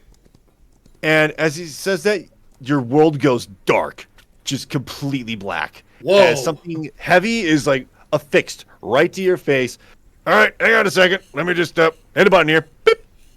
And as soon as the button hits, you see, like, the world goes from black to basically to where it was. And you're looking through, it's clearly like you're looking through goggles at this point. It's kind of like looking through snow goggles. Like, it's a little tinted and weird. And as you are looking ahead, you see that there are thin little silver strands just every now and then just floating around. Huh. I see these So, tell me what you see. these silver strands. They just zip by like they're wind currents. Yeah, wind currents. That's a weird way of putting it. I mean, some people call them like spider threads or whatever, but yeah, go ahead, take a look around. And Toba will do a slow 360. All right, so as you turn around, as you see these silver threads going through, they like appear a moment and then disappear, but you look around and you take a look at, there's Drogar that's right there, and around him there's like a couple thin wisps. You take a look at Hum, and her ring finger is glowing crazily. Wow. Hum, your ring is going crazy through this, on this thing. Yep. As you look at it, it's like it's a very bright white, and there are little wisps of strands that are just coming off of it and like almost orbiting it at times. So it looks like this ring is definitely very magical. He looks over at Veronan and is like, "You don't suppose?" Have you ever stared directly into a headlight? Oh my god! So Veronan, being a sorcerer, he is naturally imbued with magic, and it is uncomfortable staring at him. It is it is very much like angel coming down from heavens, do not be afraid glow. It's like very difficult to even make out the facial features of him. His clothing fitting. God, he's Mr. Burns, that Halloween special where they think he's an alien. Yeah. You want to spread love and kindness, kill him. He is basically like, he is glowing like crazy, and you see that there are strands around him and whatever, and the satchel that he's got on his side that contains the component bag, it's also got a glow to it, but it's really just Veronan himself that's glowing. Toba will look down at his arms and his focus. Look down at your focus, and the wasp that's inside of there is glowing. The amber itself is glowing a little duller, but yeah, it's definitely got some glow in there. So, these goggles can detect magic. Yep, that's pretty much what they do. They detect ley lines. Now, if you take a look over towards me. Okay, he does that. All right, now check this out. He takes his hands, and I need to double check something with D&D Minor Illusion. I spelled that completely wrong. I need to make sure that that's somatic and material. All right, so it's with sound and with material. He takes out a bit of fleece. It's like, I know how to do this one. And he takes the fleece and he goes, So no, never. Not. He says the words necessary to cast it. As he's saying the words, you see that the ley lines around him. As he's saying the words, ley lines from where he is speaking, they like start dancing, and they even start changing colors from white to a gold and a little bit of red, and they coalesce and around this fleece, and from there you see a weird techno-color dancing figurine that seems to be spinning in his hand. The rest of you have seen him cast Minor Illusion, and he has cast a little ballerina dancer just, rotating around in his hand. Hum gives a little clap. I know, it's a good one, right? Yeah, this one detects magic, but also, the kind of magic. But that's like one of the few little spells I know. Probably shouldn't be, messing around too much with magic. I mean, it not only does it take the ley line magic, whatever, because they probably mentioned that ley lines are like this big, massive river. Well, every river is kind of like split off into tributaries, and all those tributaries it's complicated. How do I explain this? Like a chocolate bar. So he takes the chocolate bar out of his pocket. All right, so you got like the big chocolate river of some sort, right? But as he's explaining this, he breaks off a chunk of it. As the river goes about, the ley lines, whatever, bits of it are going to come off like that, like this little chunk here. And then those little bits breaks it off, little bits like that. And just again, and again, and again, all over until we get to the little wisps that you see around here, right? Now, sometimes the big rivers coincide over some places and some weird stuff happens, right? I mean, certainly it's been documented all over the place, and sometimes big magical effects can only happen with a particular ley line connection. If two cross at the same time, that's one thing, but if like a whole bunch of them, oh boy, that's don't even want to imagine that. That could be really beautiful or destructive. Maybe a bit of both. But yeah. We already experienced what that happens when two of them crossed over. I believe with an E is still documenting it right now. Yeah, I overheard all this. She has something, and she's saying that. She's like, huh, did you need something? No, you're doing fine. Keep taking notes. Oh, good. Oh, my goodness. There's so many hypotheses I can make about this. Beth's like, she's really eager about learning. But yeah, both with an A and with an E here, they're part of the Kinesis internship.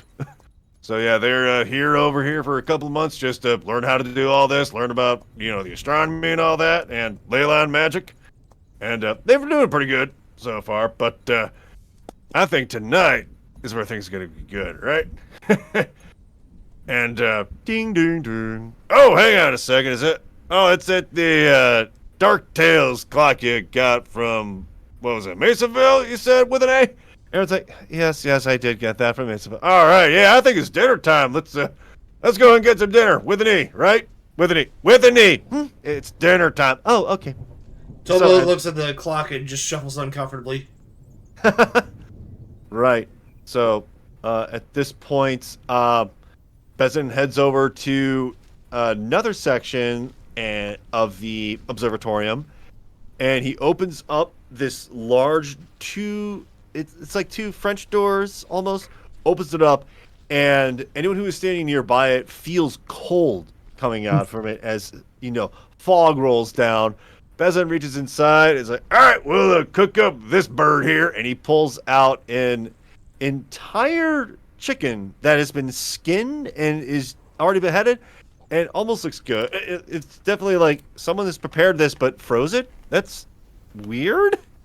That doesn't seem to be like a thing around here. Hum's a little squicked out by it. It's like, oh, come on. I mean, at least I'm not making sausage here. That'd be really bad. With an A, you mind getting the vegetables? And with an A, it's like, okay, I'll get the vegetables out. And he starts like tapping other panels, and eventually it's like almost like a Transformers-like sequence where the walls of some of this place are the what looks like to be like a kitchen sink or whatever, like a regular sink for all the stuff, all the notes, they are like swooped into the walls, panels cover them, and like a kitchen setup starts showing up here. And handy. Yep. He's like, this is so over-engineered, but whatever. And he starts, taking some stuff. Bezin takes the chicken, just, all right, there we go. Let's see. It's 1, 2, 3, 4. Yep. All right, there's ought to be plenty here.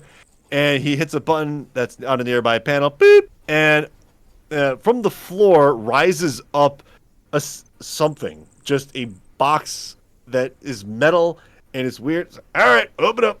He lifts up the lid and there is intense heat coming off of it. Drops the chicken in there and just covers the lid immediately. And you just hear this poof, ding. All right, that's good. Opens it up again and the entire thing like folds apart. And sitting in there is a immensely really good smelling chicken that cooked in seconds. And he's like, that's Gnome specialty right there. You don't get meals this quick, this good. Yeah, clearly not. Yep. All right. With an A, you got them vegetables? Like, yes, I got the vegetables. And he's like holding a bunch of potatoes and leeks and a couple of carrots. It's like, you want me to put them to your right? Okay. Drop them. Right now, but sir, I don't think it's worked. Just drop it. Okay.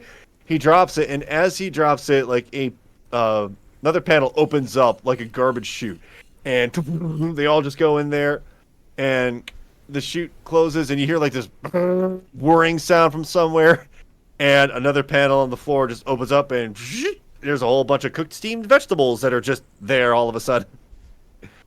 And it's like, all right, well, I suppose we better get a table going. Let's He claps his hands, and all of you hear this as, sections of the wall, like, fold apart, and, they turn into a table. Actually, 2 tables start appearing, and it's like, all right, as for the chairs, you might have to stand, but I suppose just grab a couple cups, plate, and dig in.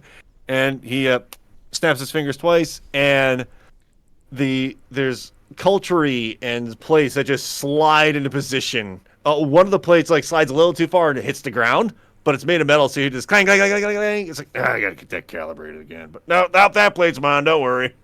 He reaches down, grabs a plate, and takes one of the ladles that slid out onto the table, starts slopping vegetables, and just takes an entire drumstick and just rips that off. It's like, that'll be good for me. Dig in, fellas. Hum is just stunned still, so she's going to wait until everyone's had their fill first. Okay. Toba will just grab some potatoes and just start going to town. All right. Veronan will start digging into the chicken. Just fascinated by how this place is set up and how automatic everything is. Yep. So the elf Aaron and the orange tabaxi Aaron, they start taking a fork and a plate. They start putting a little bit of vegetables, a little bit of that. And she's like, oh, man, I wish I had some gravy with this. And the male Aaron is like, yeah, we broke that machine last week. We're still trying to find time to fix it. But, oh, well, I'm telling you, it's way over-engineered. It's so unnecessary. But whatever. Bezin's like, hey, I made all this stuff. Of course it's going to work. It's going to be good. Oh, all this stuff is real delicious. Yeah. So, how long have you guys been doing all of this? Oh, this? Oh, yeah, we've been doing this for about, what was it? We built the place for, I don't know, like 2 years or so, like slowly but surely according to my specifications. And then we, oh, have I been using the wrong voice this entire time? I might have. Whatever. No, I think you got it. All right, yeah, so, we got all this, good stuff here, and, yeah, it's only been for, like, the past couple of weeks that we've been able to calibrate and all that, but, yeah, it was funny. We thought that, the stars out there would have been, like, the source of ley lines, but then when Risco came out of it, you think we'd, like, first look at Risco, but, yeah, turns out the calibrations were a little off on how we detect ley lines down here on this, on our world, but, yeah, turned the calibrations up, and we started seeing, like, a couple ley lines here and there around Risco, of all things. But, yeah. But we've never been able to get a clear night because, weather and all that. But, yeah, we, hopefully with that what did I call it? Not anti-perspiration. No, that's something totally different. Anti-precipitation? Precipitation, right, the whole rainfall thing, yeah. Right, okay. Yeah, we haven't been able to test that, really. We did haven't really been able to, on a very large scale. Yeah, we were able to clear out like a single wisp of a cloud once, but that was like just, turning the key. But beyond that, we haven't really been able to use that. But hopefully we don't need to. It's like a 50-50 shot. I'm an expert on ley lines, but when it comes down to weather, who knows? Interesting. Oh man, this chicken is so delicious. Oh, he's like licking his fingers as well. Tom has eaten a little bit of it, and then she taps Drogar's arm, actually, just to ask him something. And Drogar just looks over. Am I alright to bring some of this to Ursus? Of course, I was going to bring him some anyway. Fair enough. And she stands up and excuses herself for a moment. She has a little bit of chicken and a couple of vegetables on her plate, and she goes outside. Bezin's like, make sure that bear stays outside, okay? Of course. All right. We are going to... Not everyone's going to be outside here. One moment. Hide. Hide. Hide. And hide. Ursus, where is Ursus? There's Ursus. We're going to... Yep. As you bring out this outside, you don't see Ursus at first, but you hear this... Like, from around the side of the observatory, you hear this thump, thump, thump, thump, thump, thump, thump. Like, yep, there's Ursus just bounding around the outside, and he like starts looking at you. As he comes closer to you, he stops, slows down, sits, looks at you, wagging his Hum giggles. Well, she was initially surprised, and then seeing how happy Ursus is, she giggles and kneels down before setting the plate in front of him. And he, looks at you. It's like, he's like almost like a grin, as he like. It looks like he's smiling as his tongue is lolling out, and then he just immediately goes right for the place. He goes, just eat some of that chicken up. Aww. Yeah, she gives another giggle, and pats him on his head. All right. So at this point, Elf Aaron, the male, is gonna like walk out. It's like, oh, hey, so yeah, you might want to come back inside. He, not Professor Baggin, but I call him Professor, but Baggin's gonna be talking real soon about what's gonna happen tonight, just so everyone's aware. Very well. Is it not just with the precipitationizer? Well, no, we're not worried about that until the full moon, and that's not going to be for a couple of days. But tonight we're going to be doing a quick test to see, even though it's not a full moon tonight, it's waxing gibbous rising, so it's like little more than half, but not quite 3/4, something like that. So yeah, we'll be able to get like. It's not going to be like the perfect shot, but it's going to be a good enough shot for now, for, the perfect shot later. Very well, I'll be right in. All right.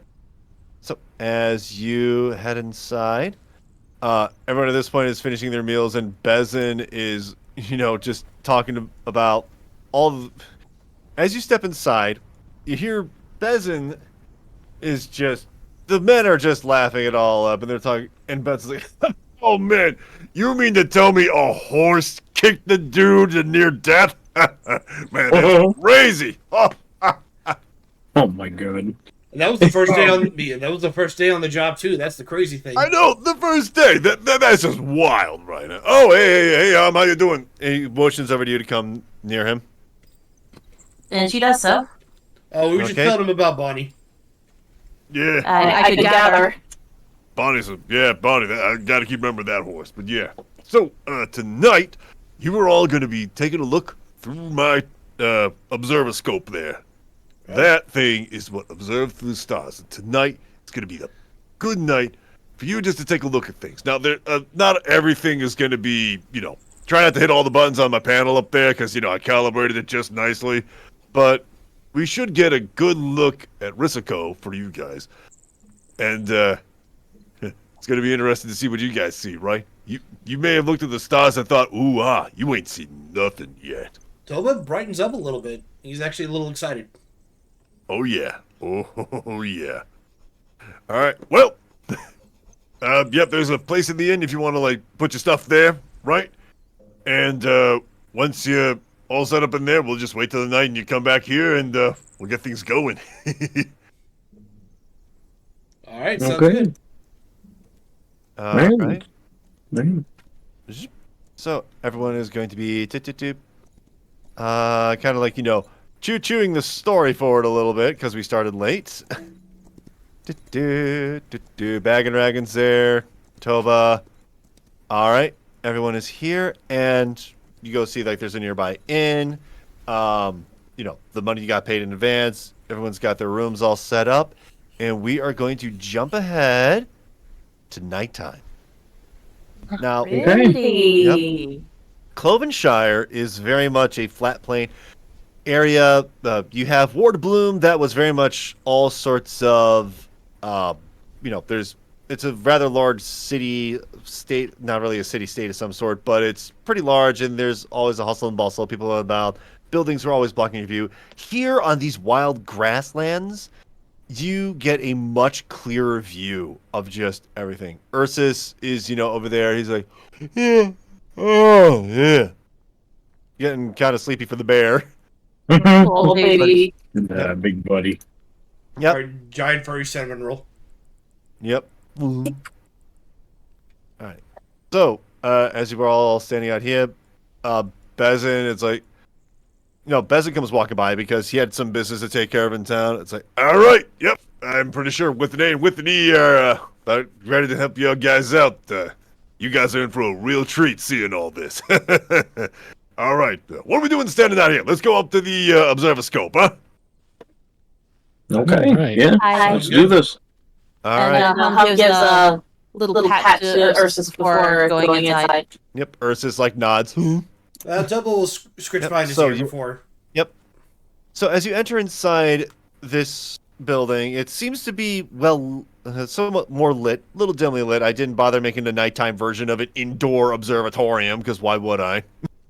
And Besson's like, all right, who's going to be the first one up? You know what? Drogar can do it. Yep, go for it. Right. Okay. So as you sit up, you climb a ladder, you take a seat there. As you take a seat, you realize that the observoscope is pointing directly at your belly button. And Benson's like, oh, right, I forgot, I'm a gnome. Hang on, let me adjust the height. There should be a lever to the right of your seat. You want to reach down, pull that, I think. You mean this one? He just he pulls it over. Yep, and just your seat just sinks down a good feet so that the observoscope went from your navel to just above your head. He just gets really surprised for a minute. He's like, "Oh, Too far down." Hang on, hold that lever, but stand up a little bit. He just kind of. It's exactly like an office chair. So God. So yeah, you stand up a little bit, and eventually you get the seat to exactly where you need it to be.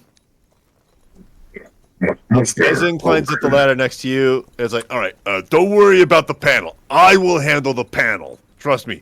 You don't want to touch the panel. So go ahead and take a look through there. And so he does. He just he closes an eye. He looks through. As you observe, at first, it's it just looks like the night sky. It's it's like, ooh, it's pretty. Baggin goes all right, let me hit this button, and as he hits a button, the view shifts, and the stars you're looking at are now spaced apart as it looks like, oh, it zoomed in. Now we do this. Ooh. And as he's hitting more panels, the stars give way to colorful nebulas that you have never seen before. There are star formations that are so faint that you would never be able to see them, but thanks to this telescope, you can zoom in on it. And it is just a fantastic, almost a still light show that, wow, this is all out here.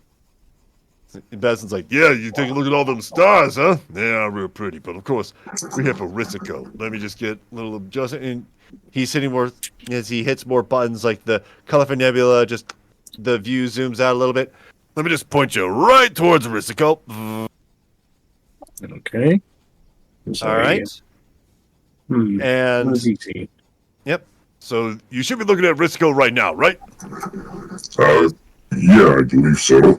Yep, you are looking through the telescope, and as the motion of the observatorium rotates, slowly but surely, Rikkaku comes into view, and it is the view from this telescope. It is somewhat limited, but the moon is right there. All right, now we're gonna try and zoom in on that thing. Yep, you let me know if you see anything really good and interesting, huh?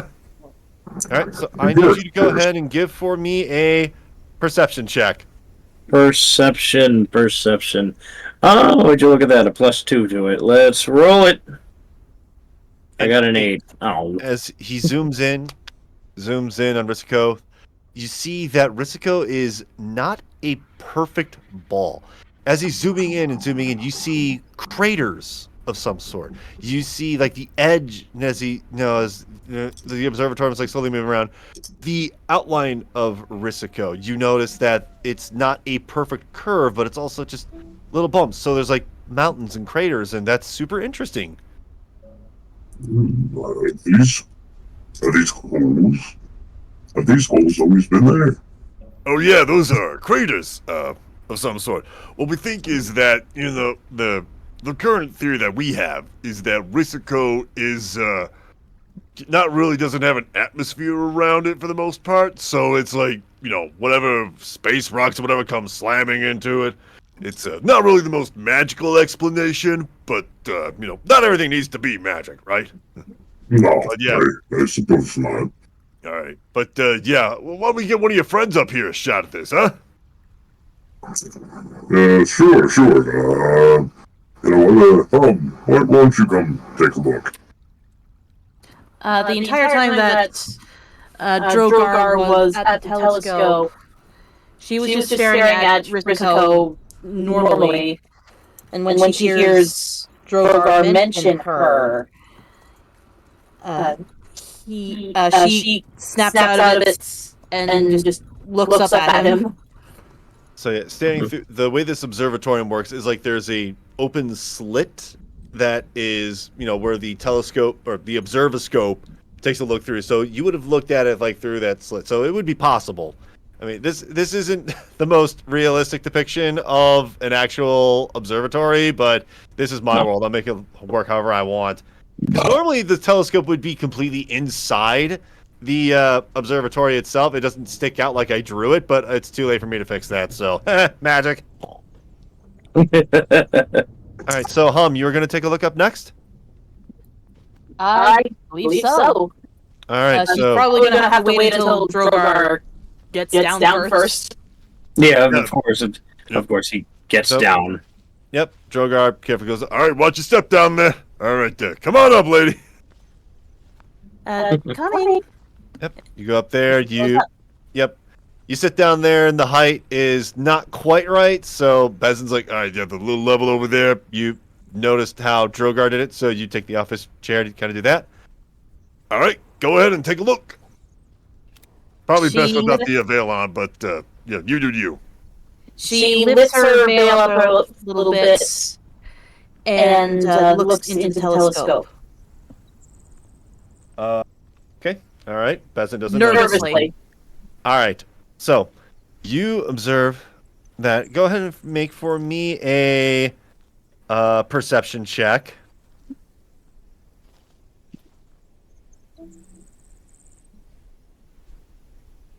$16 total.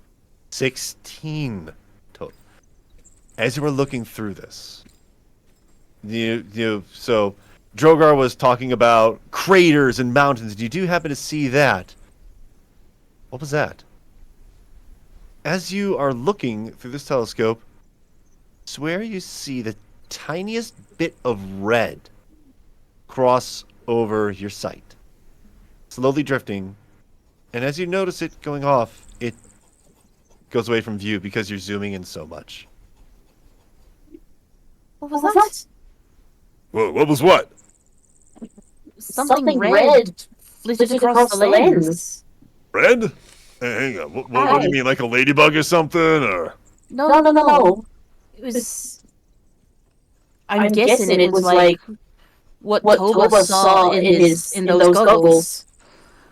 Just a red thread of something. Red across the screen. Red thread? You sure it's a thread? Hey, hang on. And as he's saying this, like, he's motioning for. It's like, hang on, get out of that chair. Let me try and take a look at this. Does so.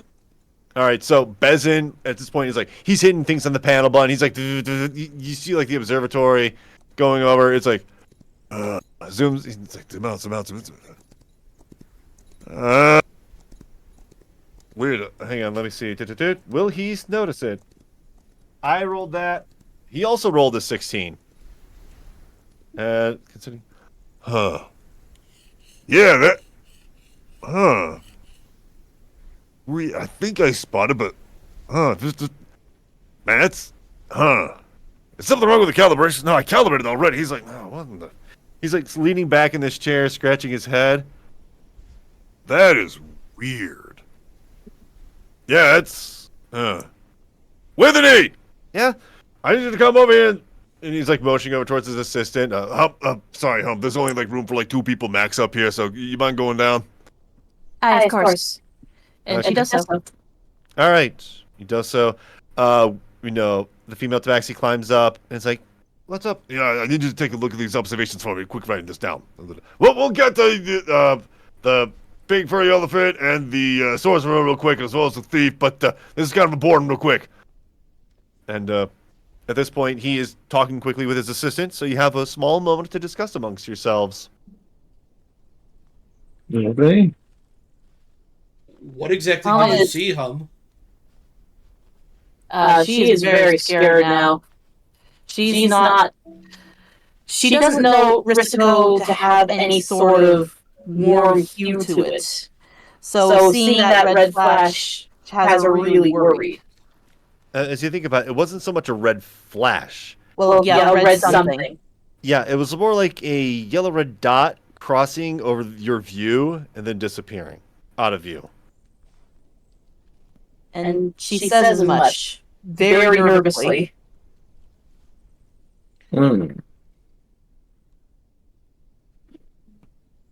That shouldn't have been the case. What is wrong with my poor lady?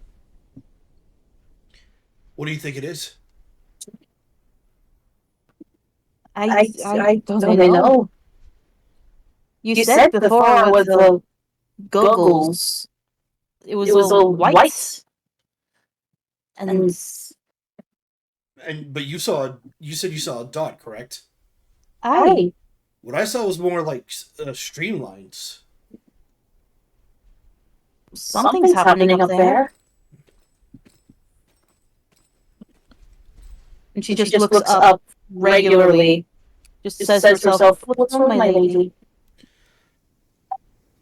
Looks over to Veronan. I don't suppose you would have any idea? So Veronan's actually looking over his notes that he's taken during his time at the academy. Mm-hmm. There's been mentions, he starts, of certain cults that worship some power the moon does have, but nothing is in concrete. Nothing. He kind of flips through his pages a little bit. Not much research has been done, especially about Rikkaku. Can you describe to me again what you saw? I'm trying to piece together something. It was a yellowish red dot. Just fits across the lens. Just the lens? That's my best guess. We were zoomed in so close. Couldn't have noticed much else. He'll flip through the pages again. I'm like, call me crazy, but I do have a small assumption that possibly something. How this is possible is not, but magic can reach certain levels of power to where someone would be able to find their way to the surface of Rikkaku. Perhaps there is a man on the moon, possibly, or some being. But again, this is not founded on any research that we've done. We just know very little about the moon and what magic properties it may or may not have. This is definitely worrisome. My personal understanding is that the moon is a lazy of some sort, a carrying sort, ideally. But that is also only just me. You think you may have a better understanding if you saw Veronan? Yes, if you wouldn't mind, I'd like to take a look. No, by all means. I kind of... Yeah, if I may say, it seemed like you were eager to check out the goggles and I kind of jumped ahead of you. My apologies. Oh, no worries. So, go ahead. Take your turn. And Veronan will step up to the telescope and... Yep, as you're doing this, you pass by the female tabaxi, who's like, oh, good notes. Bason's like, all right, come on, quick, get up here. All right, and he's going to take a gander to the telescope and try to see what Hum saw. All right, so I need you to roll, let's see, this is going to be, you're looking specifically for it, so I need you to roll investigation for this one. Oof. Well, I have no plus or minus to it, so whoop. That's a 6. It's a 6. You are looking for this thing specifically, as Beson's like, all right, go ahead, take a look at this here. Anything interesting? Well, I've never seen Rikkaku this close before. It's interesting, all those... Yep. You called them craters, correct? Mountains, ridges. Yeah. You want to... He's like, you're also looking for that red thing, right? Yes, I'm very interested in it. Well, we literally just found it today. So, or tonight, rather. Just writing down some lore notes about the session. So, yeah, whatever it is, it's orbiting Rikkaku? Maybe it's on, like, the other side of the moon. It's kind of... But, yeah, that's weird. That really shouldn't be... whatever. By orbit, you mean... Well, hang on. That's good. But how about this? Why don't you bring your big furry elephant friend up here? You swap places with them, and, like this. And, I'll, explain to him what orbiting means. Yes, okay. And everyone will hop down. All right, hop down, and Toba will come up. All right, Toba goes up. All right, Beson's like, all right, so the way, our world kind of works is that we have the moon, right? The big Rikkaku up there. And he's holding his fist out there, and he has, like, his index finger pointing downward, and he makes a circling motion around his hand. So the moon does this around us, right? That is called orbiting, right? Well, something, and then he takes his thumb pointing upwards around his finger that's pointing downwards. Something is orbiting Rikkaku, which is kind of weird. Not so sure that really should be possible, but then he's like, man, there's a lot of weird stuff here. But go ahead and take a look through the telescope here. Let's see if I can find anything. Yeah. While I'm at it, I wouldn't mind seeing some of the constellations. Ooh, some of the constellations? All right. Of course. Well, that's, pirate, that's how we get around. Oh. All right. Yeah, all right. Well, go ahead and give for me investigation if you're going to try and look specifically for the dot, or perception if you just want to look, if you're looking more specifically at the constellations. I will try with investigation. All right, investigation. So, probably should have asked this at the beginning. I'm on my character sheet, and there's a green A. Does that mean I take advantage? What? Green A? Hang on. What's this on your character sheet?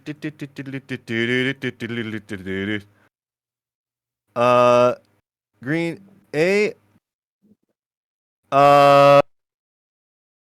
Investigation and percent. Do you have like a features and traits that let you do that? Wild shape improvement. Keen smell. But I don't think that would really help. You have advantage on wisdom, perception, wisdom, survival, and intelligence checks that involve smell. You're not smelling the moon Obviously here, not. pal. This It's not a smelloscope. No, I didn't know what What it was. the heck either. would that even smell like? That is, Whoa. Cheese, Groban. It smells like cheese. Jeez. Okay, no, I can't imagine what it smells like, but oddly enough, I can feel if I were to like lick the moon, I can probably imagine the texture. And No. now that image is stuck in your head, so I'll just do the normal roll. I wasn't sure what all the right, advantage came go from. for the normal so- roll on that. Normal roll on All right, normal roll. Investigation, I think, right?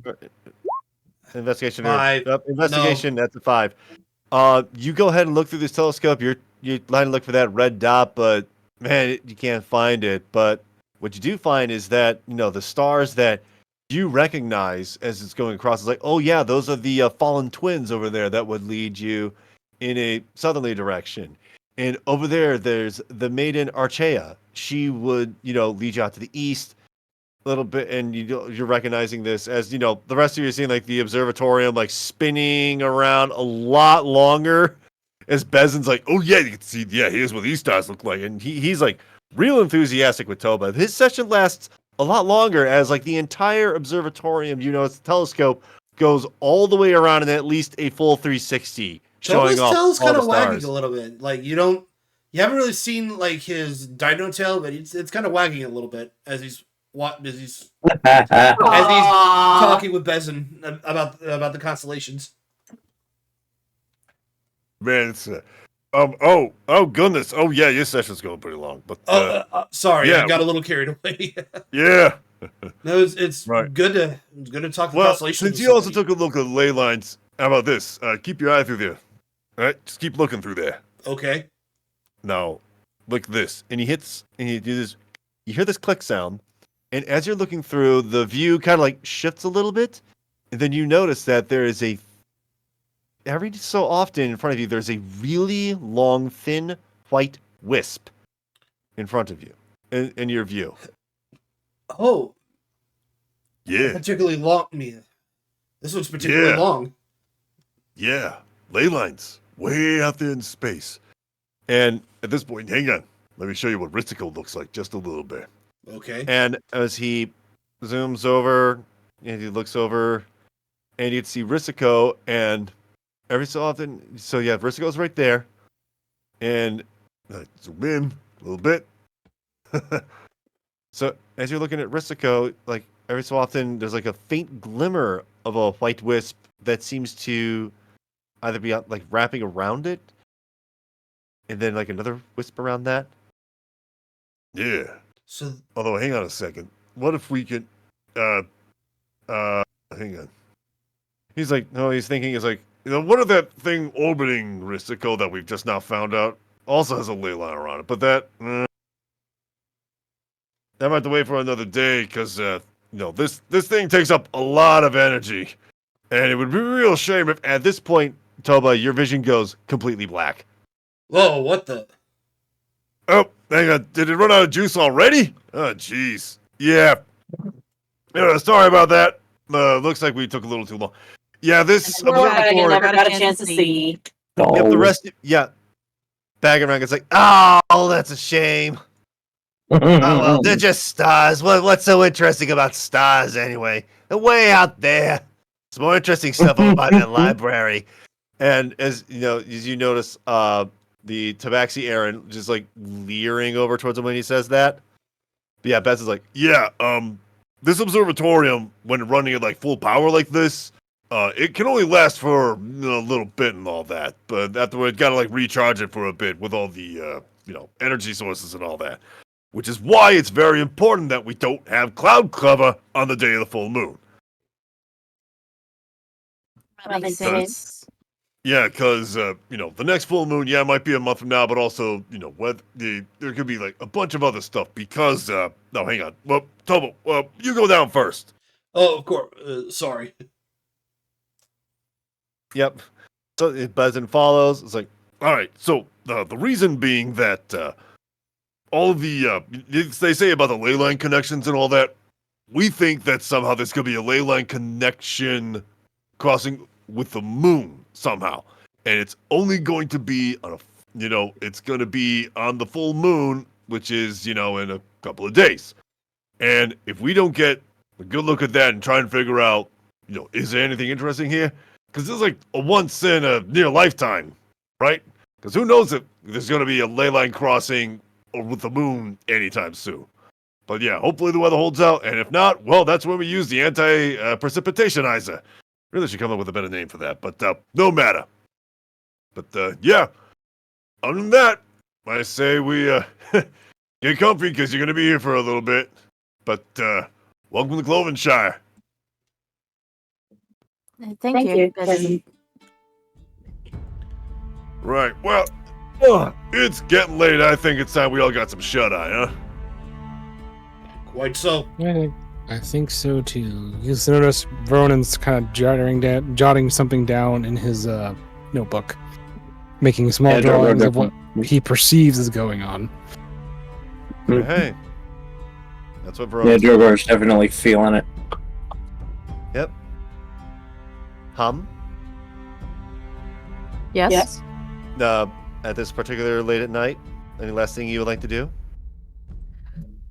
She is hesitant on going and traveling out right now, especially after what she saw.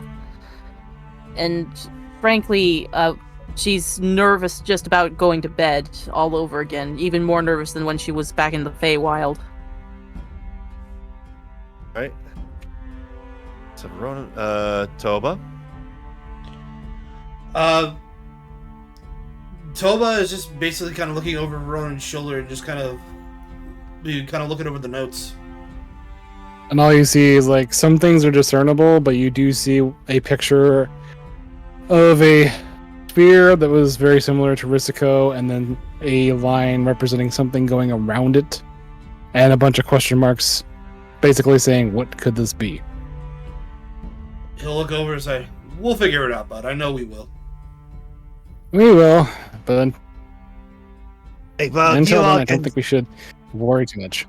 Yeah, Bagger would say, "You all can stay in, have your fun. I'm going to bed." As Bagger can go ahead and just leaves out the door. Yeah, I'd say we probably should all retire for the night. That would be smart. She is He's very hesitant. Yeah, I could certainly use some shut-eye. Well, let's get going then. Veronan slaps his journal closed with his hands, stuffs it in his bag. Sounds like a plan. There's no use worrying about it right now. Exactly. As everyone exits the observatorium, we all arrive back outside in Klovenshire as we all gather together at the nearby inn. And the next couple of days, we will see what is going to happen. But for tonight, I think we should end our session here. Sounds good.